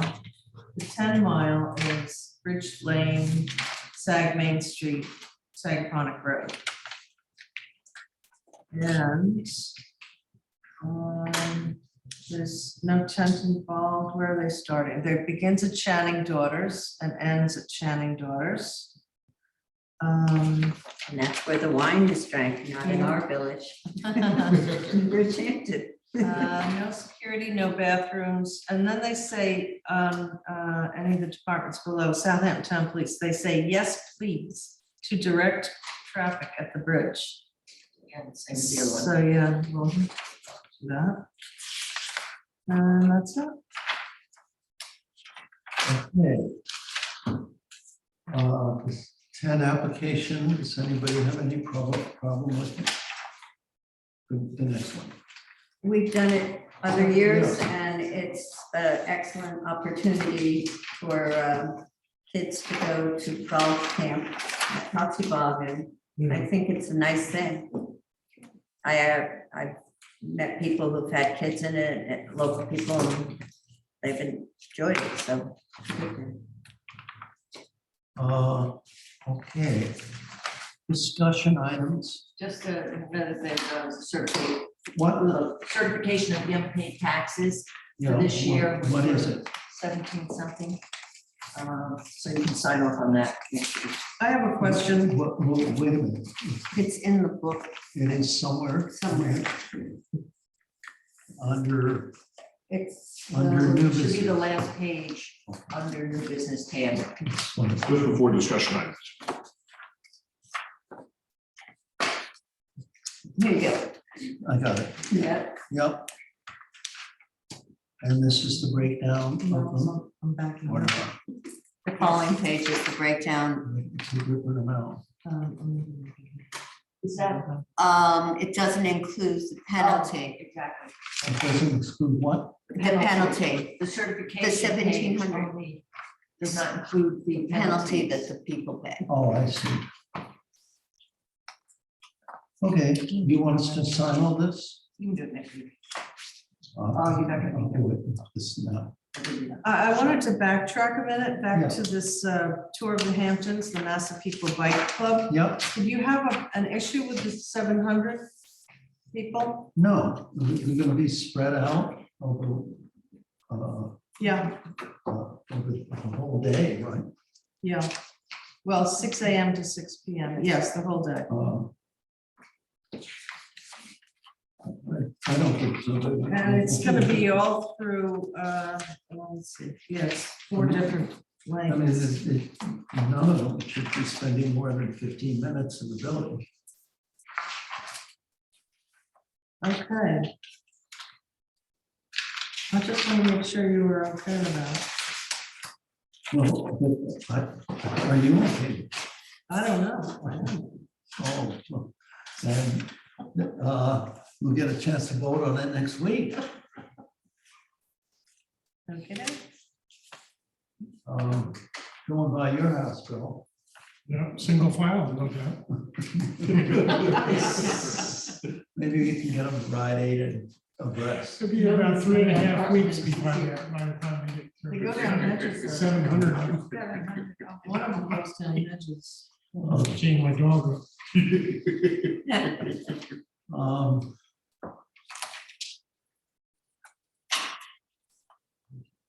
Where are we? It's the pickleball. Was this circulated or not? Nope. Um, There somewhere. I mean, not, it's not in the book, it was sent out. Oh, it was electronically. Oh, give everybody a hard copy. This is a draft of proposed rules for pickleball instructions. We did discuss them in a previous meeting, in which I informed about something that we had and recommendations. And we also discussed the specific requirements for them. We're not going to do anything with this today, just look them over.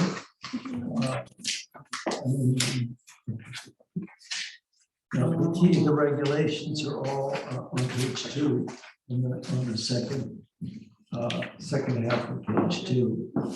And we did discuss them. Any thoughts on it? We'll voice them at next week's meeting, where if you approve, we'll set a public hearing on it for April 15th.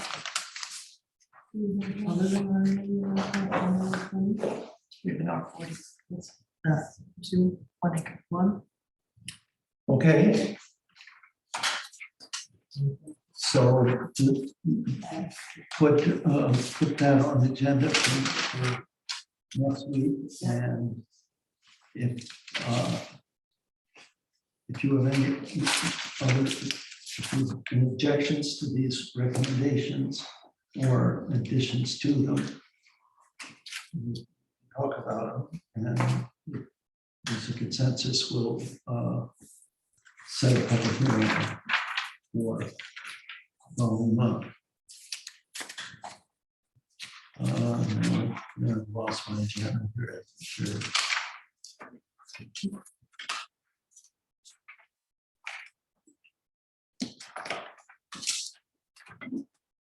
Okay.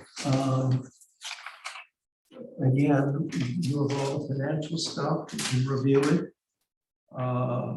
And we'll, I didn't quite understand the voucher you sent out.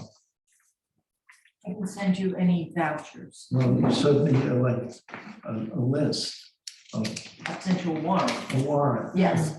But it was, is that complete? No, someone's filled in. No, it was, I lost my brain last week. I should have sent it out to you because Okay. it gets. It wasn't attached to our financial package. It was It was attached. sent separately, Yeah. and so Friday, well, and now that we're on Wednesday, if there, I try to get all the bills in, so there's not, so you may not get. it So that's a complete. work in progress. It is a work in progress, absolutely.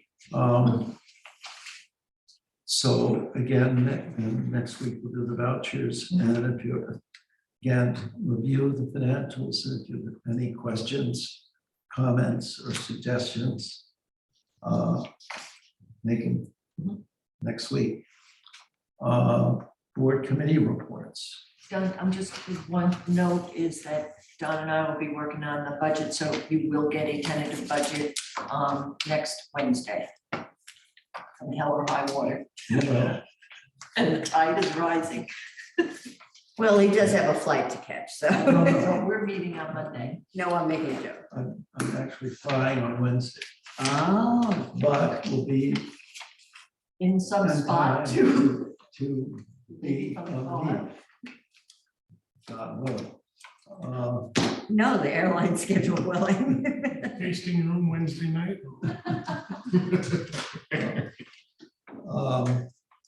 He'll be on the jetway trying to get the Wi-Fi. Standing in line, trying to book an alternate flight.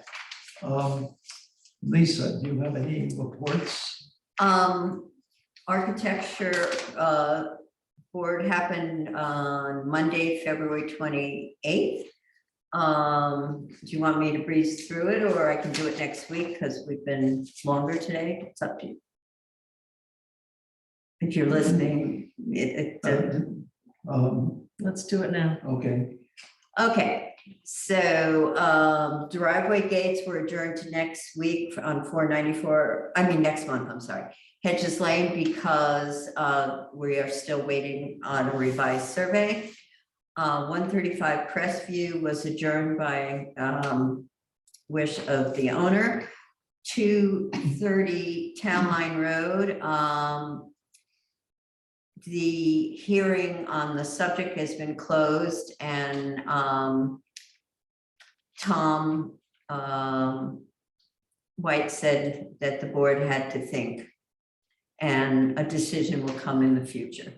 And that's probably the best I can give without, that's a difficult To issue. put that in context, this is a building that was approved, and the applicant decided to build a totally different building, and it is virtually complete. This is one of Daniel's and. Yeah. This is on the corner. On the corner. And Modern one? No. it's in everything. It has every style possible in it. Exactly. And it It's is. whimsical. That's a different That's background. nice. Mostly, I mean, it's an amazing amount of design disasters. It is, All together. it's quite incredible. I don't know what they're gonna do about it. No, I think it was good that they adjourned it. I not adjourned it, closed it and didn't render a decision. So the next one is 416 Hedges Lane. That was adjourned to next month. Hold on. Then we went to 15 Jacobs Way, which was a demolition request, and the house was built in 2006. And the group that is going to be working on this lot is Farrell. What was the address? 15 Jacobs Way, and I did this from afar, so actually I want to drive by it with you on Friday. Okay. So, but anyway, the demolition was approved. It met all the requirements in our code in relation to not a historic building, the whole long list, so that was covered.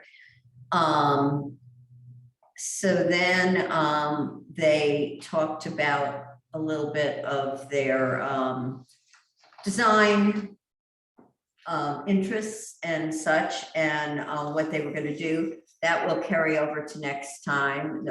It's going, unfortunately, I didn't get the square footage of that house. I was on Zoom.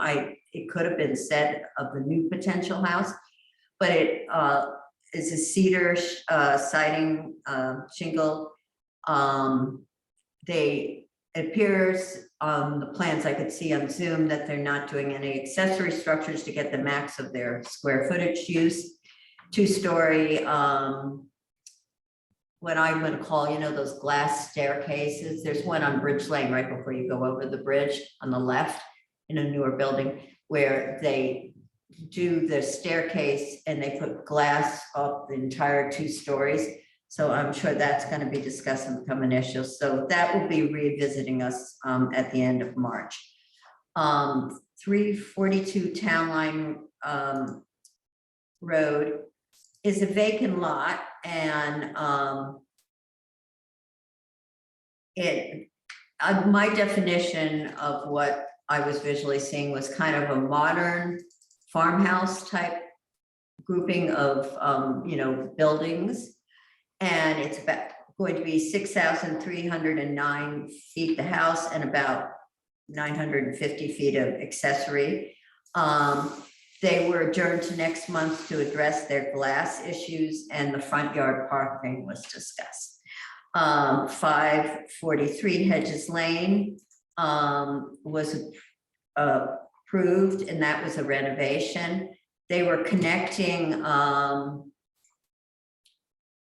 an addition, 2-story addition to attached garage, and there would be a walkthrough, and that was approved. Now, this is where things get confusing because I thought I had a typo and it wasn't. I just had 543 Hedges Lane. Well, it turns out 544 was next, Hedges Lane. And that's just new windows, change of a front door, and moving a bathroom. And that was adjourned to next month, but that was a very simple discussion. And lastly was 159 Trees Lane. And that was the house when you go all the way down to the ocean on Jim Trees Road. And they're looking to replace all the exterior doors and windows and add skylights. There was some lively discussion on, Tom went down there on the visibility of the house. And, you know, it's funny, I wrote adjourned and approved in my initial writing. So I'm gonna, it's adjourned. Okay, I was questioning what they were gonna finally decide. So I was writing both and gonna circle one, but anyway, okay, I did write both. And that's the end of the sample of the filtered glass they were gonna be using. yeah, from the distance, and the skylights, how the skylights went across the field area, because it's clearly visible from Sagmain, Gibson.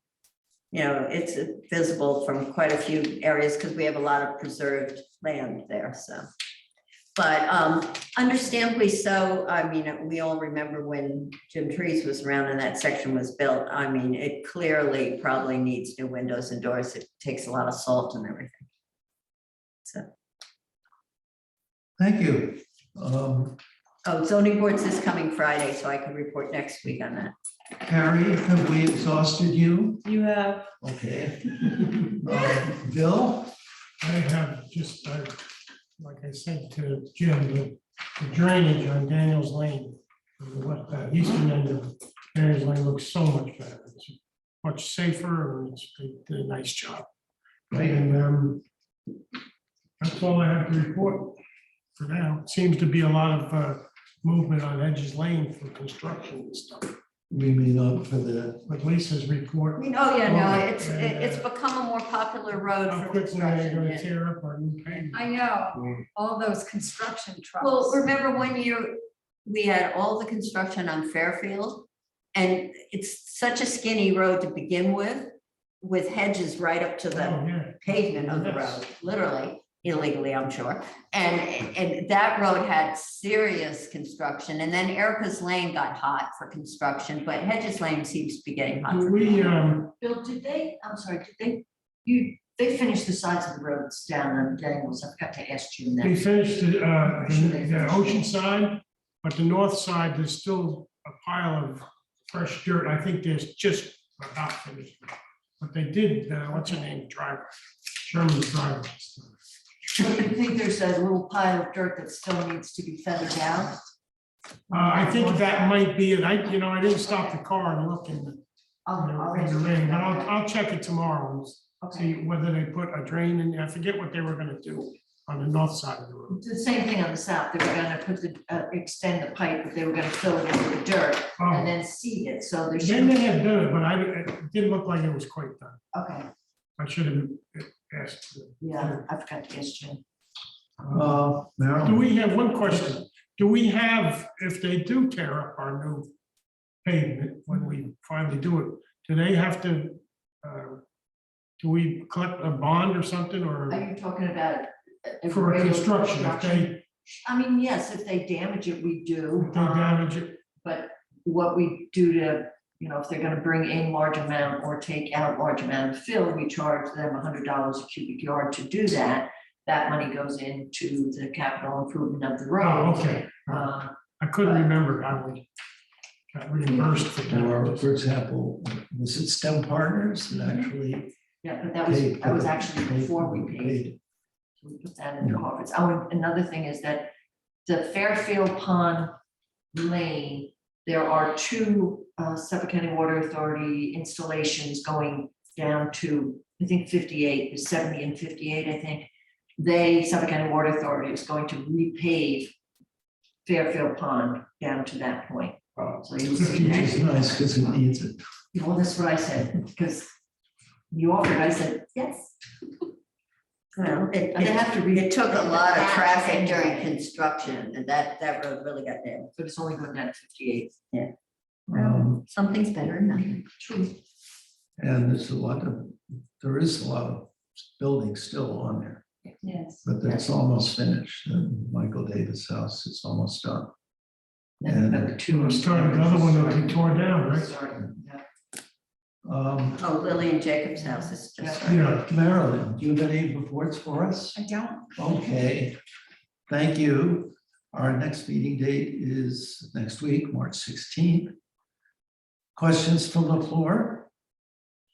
Okay, I would like to adjourn into executive session. So, can I get a motion to move into? All in favor? Just for the purpose, not to say the general purpose. The general purpose is to discuss possible litigation. There you go. Okay. I'm stopping the recording. Did you see And